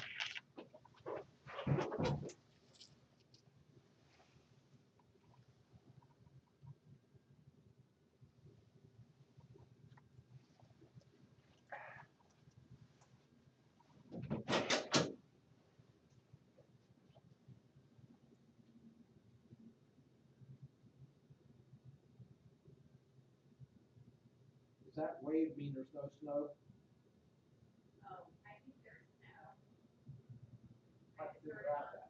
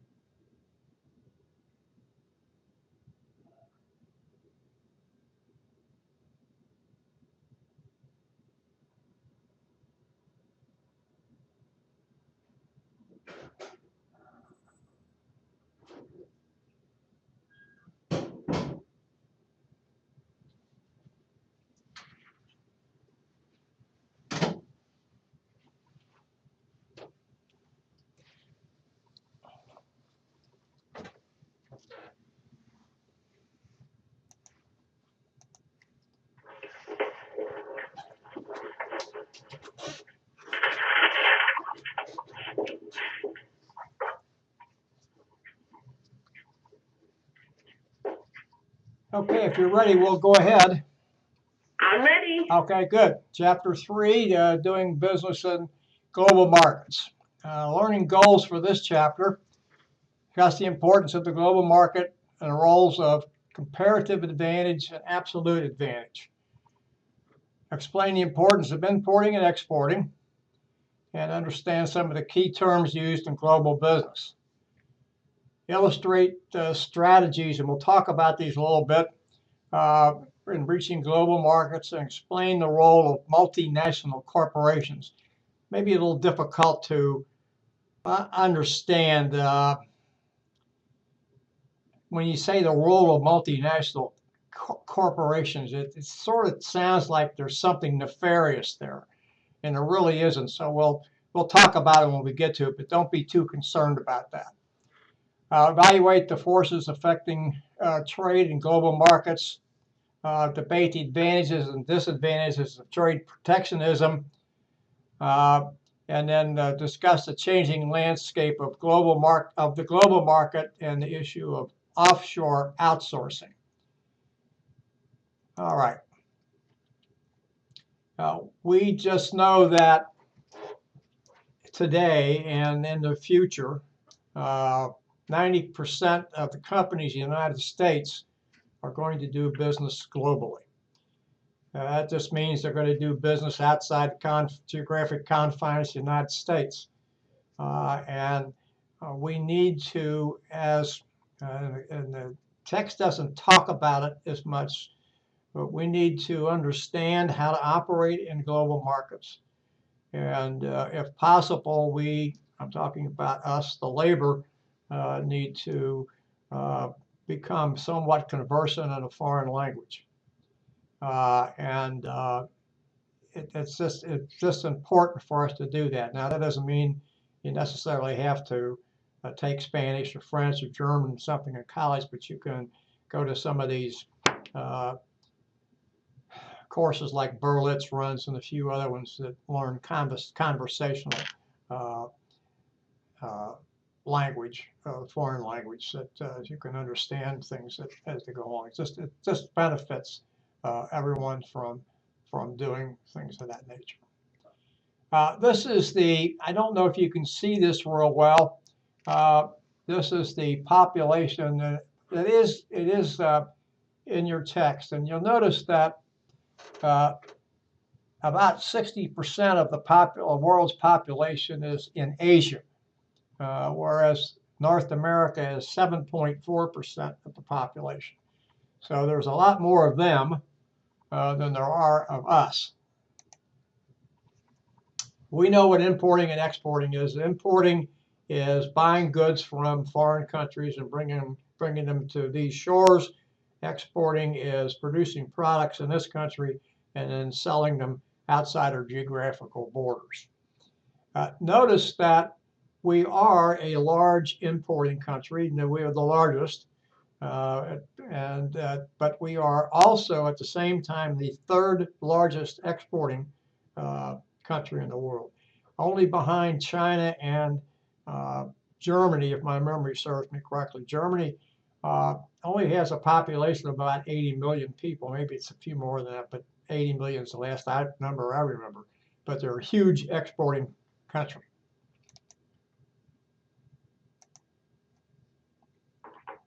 This is just best countries to do business in. Notice that Denmark is #1, the United States is #9. I don't necessarily make anything of those numbers. They're just there. Again, this is one of these that I call a gee whiz slide. Number of billionaires in the world. Supposedly there's 400 plus United States, about 115 in China, and there are other countries around. But again, not something that you really need to pay a lot of attention with. This is a slide that has changed now and taken on a different dynamic today. Notice it says here countries like Venezuela and Russia, who have a lot of natural resources. Now, they're mostly talking here about petroleum for these countries, need technological help in getting these resources out and getting technological help from other countries. The problem with this particular slide is that today that we know that oil has dropped exceedingly, and Russia has become sort of persona non grata with the rest of the world due to some of their actions lately, annexing Crimea and promoting separatist movements in Ukraine. Also, their oil has dropped, revenue has dropped significantly, and Russia has admitted that it either is in recession now or will be in recession shortly. Venezuela, for the past 12 or so years from the time of Hugo Chavez until his now successor, and I can't think of the successor's name, they've kept other countries out. They have a real dichotomy there between people who are well off and people who are not so well off. And they've made a big issue of this. They really become a government-controlled economy, I think, more than anything else. And now they're having problems with the price of oil having dropped to whatever it is today. It was 54 something the last time I looked, maybe a little bit less than that.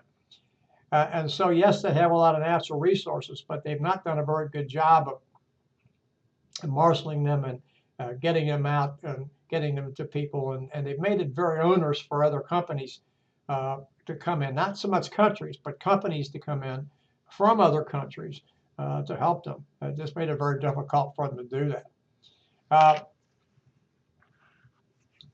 Global trade is what it says here. It says it allows countries, we're going to talk about this a little bit more in depth here, just a slide or two, to produce what they can produce most efficiently and effectively, and to buy those things that they can't from other countries. And then, of course, free trade is the movement of goods and services across national and international boundaries and borders without restriction.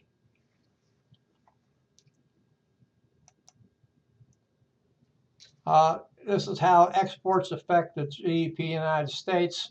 And notice that 11% of our GDP comes from exports, while 89% of our GDP is generated within the country. Few other countries can make that claim. Notice the GDP in China, 25%, more than double the United States, comes from exports, while significantly less of the rest of the GDP is from within country. And here, remember, I've talked about Germany. 35% of their GDP is based on exports, which means that percentage-wise, they export more than China does. All right, this slide tells us that free trade, global free trade has actually kept the world moving in one direction, and that's on the positive side. It has helped increase literacy. It has also helped increase life expectancy. Now, there's one downturn I want to mention to you, and the information I'm going to give you about this expected life expectancy may be a little dated, but a few years ago, and I'm talking about 6 or less, the life expectancy in Russia had actually decreased. Now, whether that's gone back the other way or not, I don't know. But that's a troubling piece of data for any country, that their life expectancy is decreasing and there's no known cause. That's a very troubling issue for any country. Now, this is what we're going to talk about. I said we talk about a little bit more comparative advantage and absolute advantage. And I want to do absolute advantage first because there's almost no absolute advantage in the world today.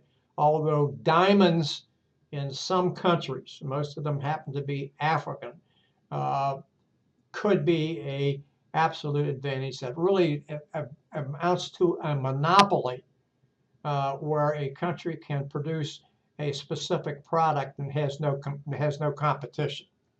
And notice it also talks about more efficiently than all other countries combined, and that's probably, diamonds are probably the only one that I can think of. That's the text uses that as an example. I can't think of another. Comparative advantage is simply what we talked about before. And what it says is that countries should sell to other countries, preferably, products that they can produce efficiently. And those products that they cannot produce efficiently, they should buy from other countries. Now, the group of product that comes to mind here for the most part is textiles. Yes, we do still have some textile manufacturers in the United States, but certainly not as many as we had in the late 1800s and up until probably about 1950. Even with all of the advances in technology, textile manufacturing is still labor intensive.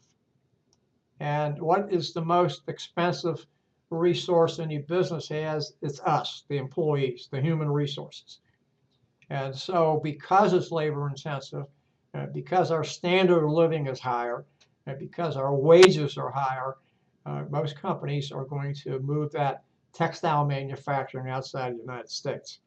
A lot of the things we buy today, textile manufacturing from India, Bangladesh, Pakistan, Philippines, Sri Lanka, and other countries. Yeah, a lot of it comes from China. I always mention those because I don't like to buy product from China if I can absolutely avoid it. About the only textile things that I buy is I usually buy some type of clothing for my wife for her birthday. And I always look around to make sure I don't buy something from China. That's just me. I'm not telling anybody else not to buy from China. That's the difference between comparative and absolute advantage. Like I say, there's very little absolute advantage in the world. Notice here we talked about this before. I alluded to it before. Small businesses are a driver in global job growth. Notice this next bullet, and I think this is very important to kind of digest and think about. Only 1% of U.S. small businesses export, yet they account for 30% of total U.S. exports. Very interesting piece of data. Very interesting piece of data. And of course, the president wants to increase small businesses and double our exports by the end of this year. I don't know if he's going to be successful in reaching that goal, or we're going to be successful in reaching that goal, but certainly something we need to aspire to. This just talks about companies that own our debt, countries that own our debt, again, something I'm not going to get into. Students attending schools abroad notice products that they're used to that they're not available overseas. And so there's a lot of movement to try to get some of those products over there. Now, when we get to chapter 13 or 14, I don't remember which one, you'll see about being able to go to a McDonald's restaurant in Germany and get a beer if you want. Can't do that in the United States, but you can over there. Beer is a national drink in Germany. I'm not trying to get anybody to consume alcoholic beverages, but it's quite something if you've never been to Germany to walk into a drugstore. I'm talking about drugstore. I'm talking about McDonald's now. To walk into a drugstore and sit down and understand that you can order a beer if you want one. It's just first time that happened to me back in the 1980s. It kind of blew my mind. Yeah, that's something. I mean, I knew that. I'd heard about it. Friends of mine had served over told me about it, but it's something that when you first experience it, it's just different. Exporting is a great boost for the economy, and for every billion in exports, we can generate an additional 7,000 jobs. And that's just gives you an idea of why it's important. A balance of trade, we understand that. We want to be at an equilibrium. We're not. We'd like to be at an equilibrium where we're exporting as much as we're importing. And of course, the trade surplus means it's favorable. Trade deficit means it's unfavorable. Our trade deficit has been narrowing, and I haven't seen the latest figures. Has been narrowing, but it's still a pretty sizable gap. A balance of payments the same way. That's the money coming in and money going out. And of course, also is affected by the exchange rate. Something we have to understand. Really, we're not going to get into the exchange rate a lot in this course because that's kind of complicated. I'm not going to tell you that I understand any better than other people do. But for instance, right now, the dollar happens to be very strong. The euro is down to about $1.20 to the dollar. It's been up in the high 130s and in the low 140s, and it's dropped significantly. What that means is that Americans, because the dollar is stronger, can buy more imported goods, and we tend to do that when that happens. But it also means that our products are more expensive overseas, and so it can work against us. There's a yin and a yang about how strong you want the dollar to be. I'll give you another example. I remember back in the late 1990s, there was some pressure on President Clinton to do something with the dollar as opposed to the Japanese yen. The Japanese yen was really, if you want to put it this way, eating our lunch. And I think that was trading somewhere around in the 90s, 90 yen to a dollar. Now it's 117 yen to the dollar. So you can see that the dollar has gotten stronger against other major world currencies. Now, these are things we have to be concerned about, and the U.S. has taken a lot of action on this. And these are what are known as unfair trade practices. Dumping is selling product in a foreign country. Of course, we're only concerned what happens in the United States at lower prices than what the host country can manufacture the product for. We've had instances of concrete. We've had instances of steel and some other things, and we've taken the countries that are listed here: China, Brazil, Russia, and South Korea. By the way, it's not mentioned here. A very strong ally of the United States to the World Trade Federation, World Trade WTO, World Trade Organization, for unfair practices, especially this dumping area. It is against the law in the United States. Now, these are strategies that companies use in going into other countries. Just wait a second. I want to pull a textbook off my shelf here because I don't know if you have the textbook in front of you, but this is it's a good graphic. And I want to get the right page number for you.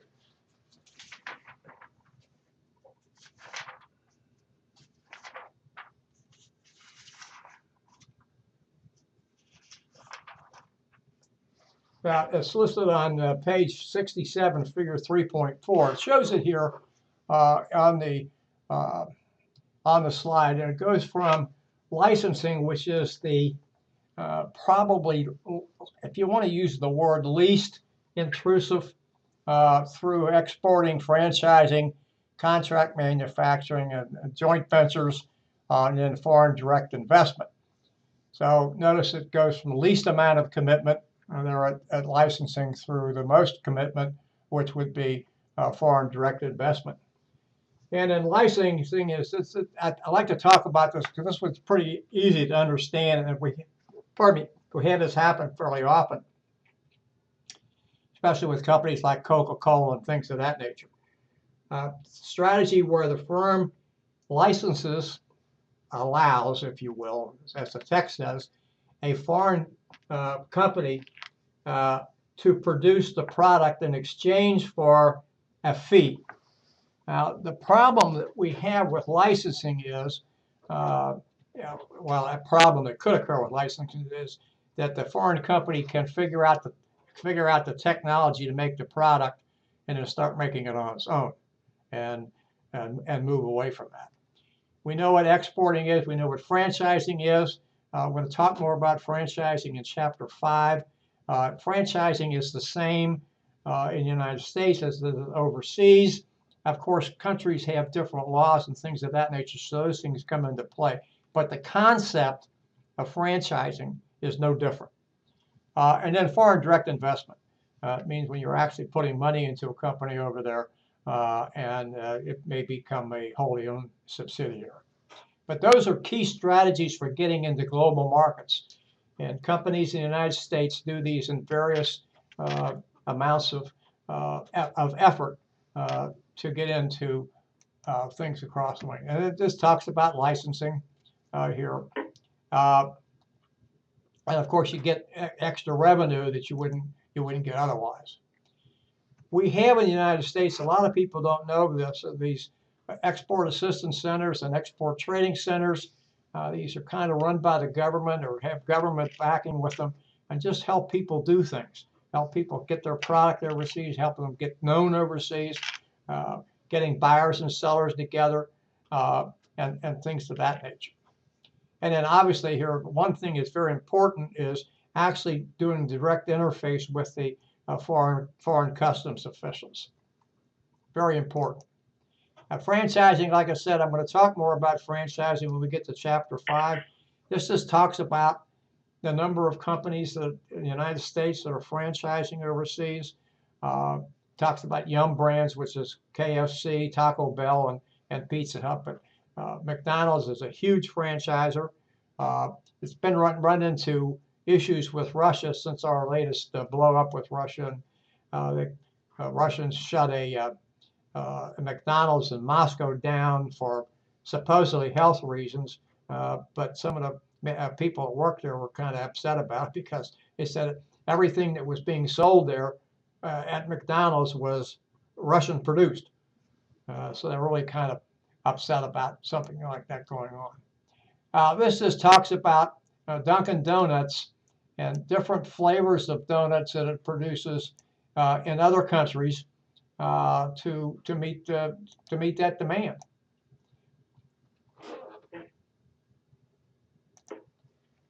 And at McDonald's, I'm not going to spend a lot of time on this. I've talked about it being in Germany or and all parts of the world, and I did mention about them being in Russia as well. 32,000 restaurants in over 117 countries. And this is what they do in various countries. In Israel, operates kosher kitchens, for instance.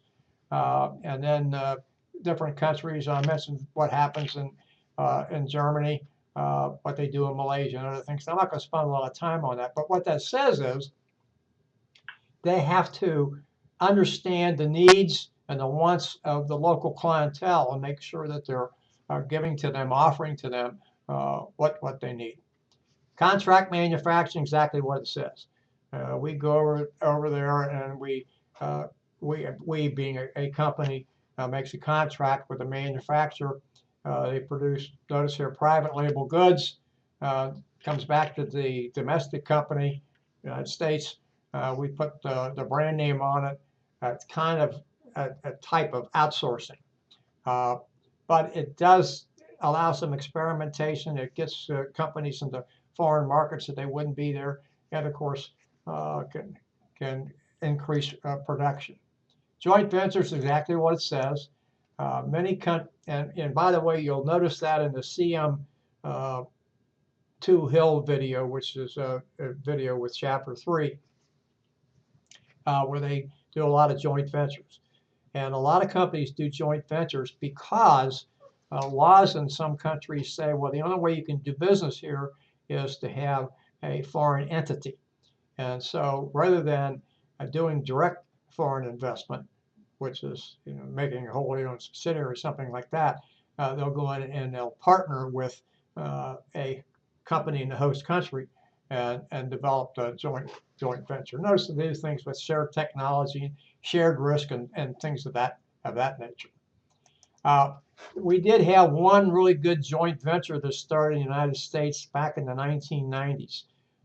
It was a venture between Toyota and General Motors to produce a car that would meet the energy standards as set by the state of California. And for some reason, it fell apart. I can't tell you why, but they really went at it very hard for a long period of time, and then some reason they just both decided to walk away. Strategic alliances sets up a long-term relationship, and it kind of helps each country build a competitive advantage and a competitive market advantage. And in direct foreign investment, exactly what it says. You're buying property over there and probably making the company you buy a wholly owned subsidiary. And it allows you to do business over there because it still has, normally speaking, it still has the foreign name. And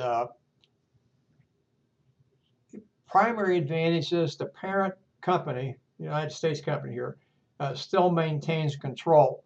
But they're they're committing funds in a foreign country, and it's always problematic. Regardless of how good relations are between countries and between companies, there's always some problem with that type of an operation. Multinational corporations, these outfits that manufacture and market products in a variety of different countries. And notice it has multinational stock ownership. It is interesting to note that not all companies doing business globally are considered multinational. So we have to think about it. Only the firms that have the manufacturing capacity or some other physical presence in another country can be considered multinational.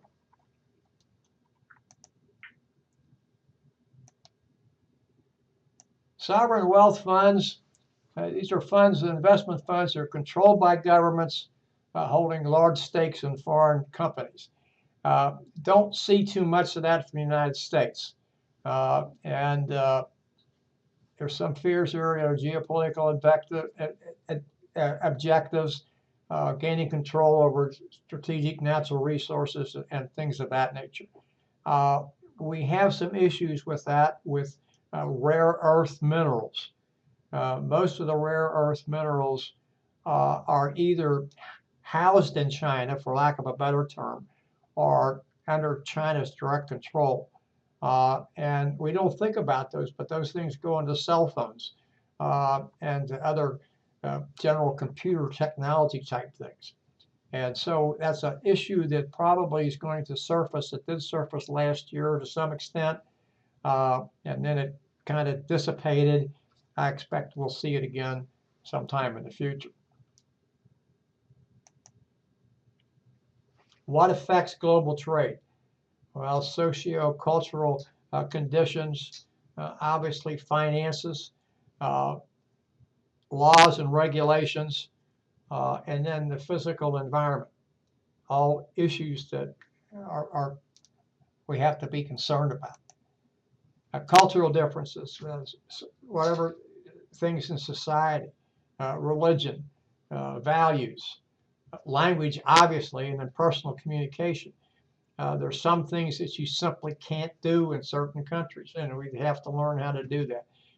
You don't, if I can remember a couple of these, you don't beckon to a Vietnamese with an index finger like we do a lot of times in the United States. You don't show the sole of your shoe in Arabic countries, Arabic countries, and there are others that you have to be very concerned about. We are known as a low context culture, and when we deliver a message, everything that we want to deliver is in the message. High context cultures are kind of the reverse of that. They deliver a message, and then you're supposed to figure the rest of it out on your own based upon culture and things of that nature. So it's an issue that we have in communication. We have to be cognizant of that. We have to be aware of it.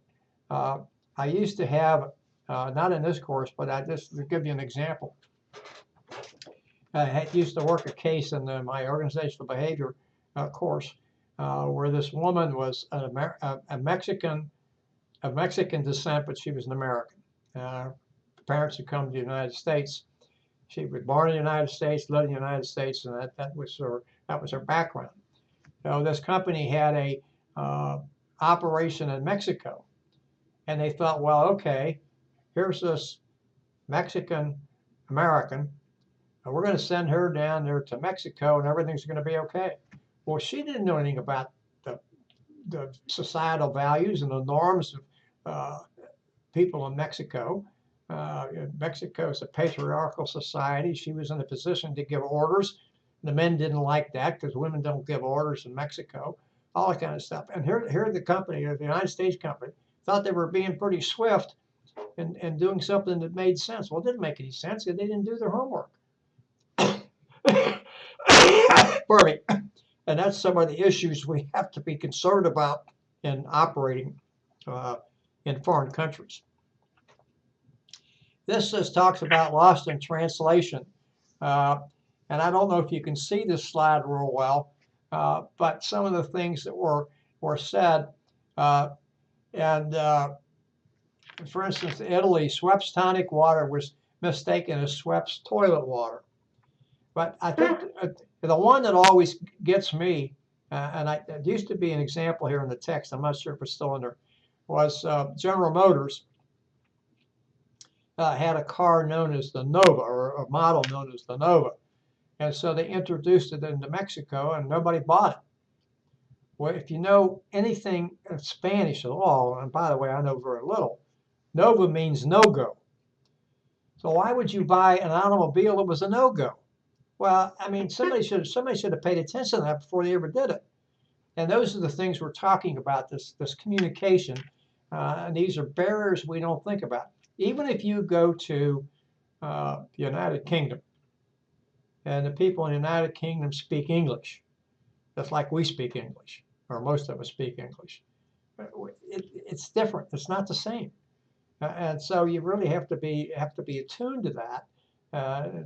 Doubly so if you're trying to do business. Here's a few other ones here. You should never pat anybody in India on the head, where the soul is kept. Turkey, it's rude to cross your arms when facing someone. You know, how often do we, in the United States, talk to somebody with their arms crossed? A lot of us do it. Now, you know, crossing your arms means you're not open to something, but also many people have conversations that way in the United States. So these are all things that we need to pay attention to before we take on something else. And in Germany here, it talks about they use titles. Almost anybody in Germany who has earned a PhD degree wants to be addressed as Herr Doctor or Frau Doctor. Much different than here in the United States. People that have PhDs or an EDD like I do are commonly only called doctor when you're in your professional capacity, not when you're living at your home or out interacting with people. That's not the German way. The German way, there's a title, and they want that title to be part of the address.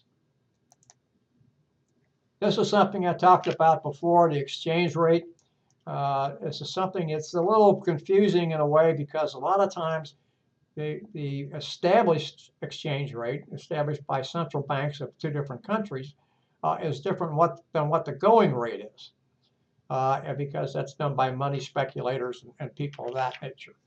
So we talked about here about the high value of the dollar, low dollar value, what it can do for you, what it can't do for you.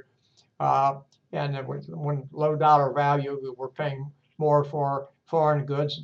High dollar value, we're paying less. And of course, high dollar value also means our exports are more expensive. Low dollar value means our exports are less expensive. So something we always have to be concerned about. And of course, devaluation, that's when a country actively does something to devalue the currency. We've not done that in the United States in a long time.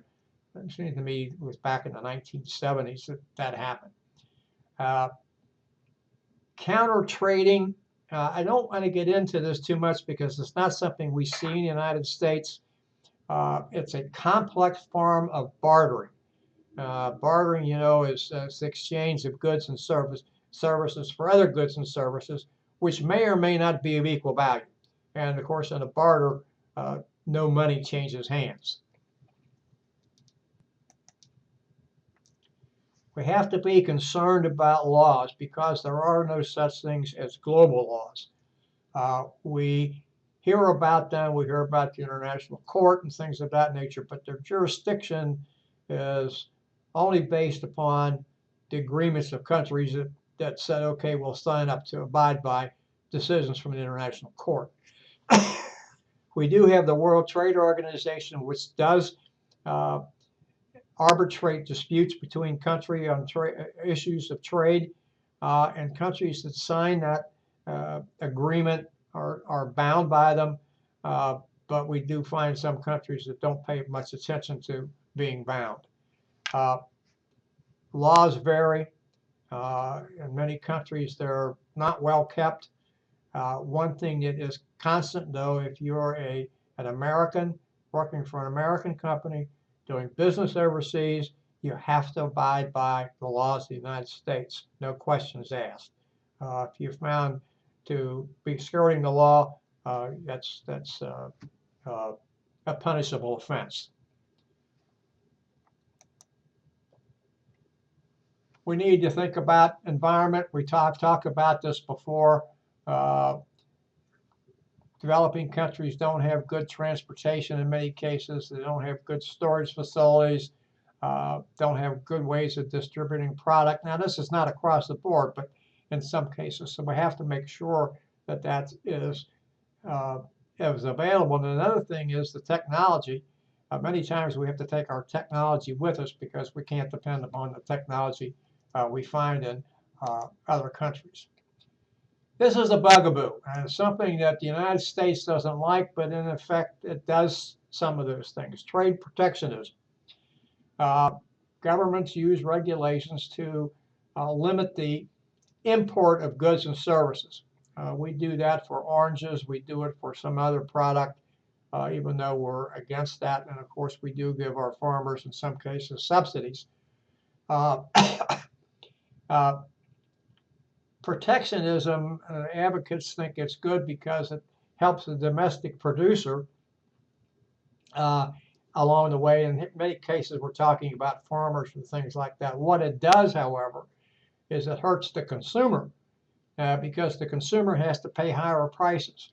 The old saw in this country is we would allow Brazilian oranges and a greater quantity of Brazilian oranges into this country than what we do. The price of oranges and orange juice would go down dramatically. We're not about to do that. We haven't done it, and I'm not going to get into whether it's good, bad, or indifferent, but that's something that does affect us. A tariff is a tax. It's a tax on imported goods. One is a protective tariff, that is to keep foreign countries out, foreign produce out, foreign products, foreign services out, and to prop up the domestic industries.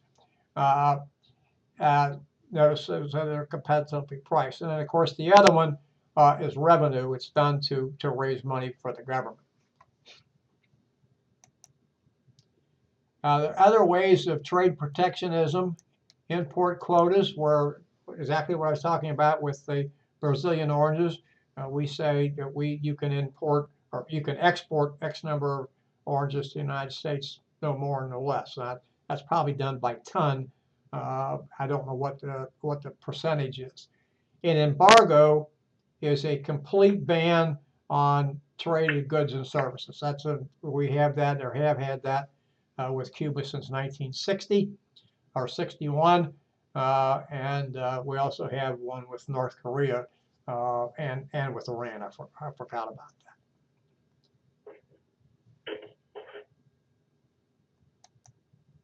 This is the thing we talked about here. First was the General Agreement on Tariffs and Trade, GATT, which has really actually gone over to the World Trade Organization.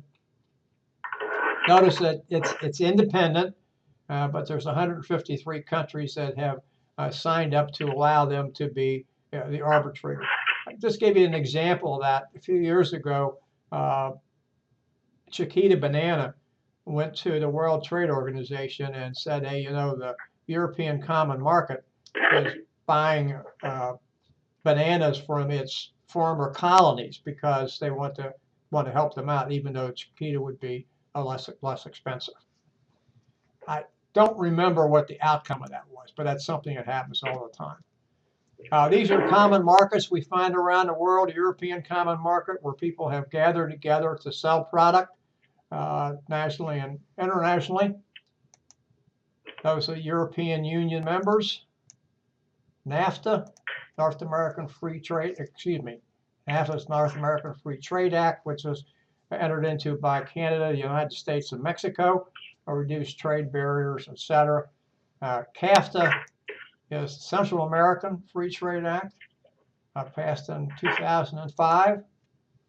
We can expect new free trade agreements, perhaps with the Asian countries and other sorts.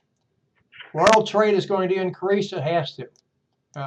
Notice that there's 1.3 billion people in China, and probably as many or shortly more in India. And that brings us to the end of what I want to cover for Chapter 3. What questions do you have that I may answer for you? I'm good. I think I want to go back and reread the lecture notes to see where I, just pick up on, but I think I'm pretty good. Okay, well, I want to tell you, I certainly thank you for being here tonight. You make this better for me. I hope that it was good for you. It was. Okay, I will expect you to be here again next week. Now, I will send you a link like I did tonight about 4:30. And I take it the telephone is better for you to use? Yeah, I'm on the computer, so either way, whichever you tell me is better. Well, we started out with the computer, and I don't think you heard me real well. So that's when I switched to the telephone. But as long as you can, yeah, I switched to the telephone. As long as you can hear me, it doesn't make any difference which one I use. I'm not going to get charged anymore one way or the other. It's just whatever thing I'm using. So anyway, again, we spent about the last 2 hours and 45 minutes together, and I really appreciate you being here. I appreciate you asking questions. This doesn't stop. If you want to send me an email or give me a phone call, I'm glad to answer questions at any time. And okay. Again, thank you for your participation. Makes it a lot more pleasant for me. Well, thank you. It's almost like Okay. some of the things that I thought I knew, but when you start explaining them, it was even better. So it's more powerful now well, that's good. Now, I will have this is recorded. I'll finish the recording here in a few minutes, and I will have these uploaded tomorrow. So if you want to go back and read hear something again, it'll be available for you. Okay. All right. And I'll send everybody an email and let you know when it's been uploaded. All right. If we don't have snow, it'll be about 10 o'clock tomorrow. Okay. All right. Thank you. Thank you. Good night.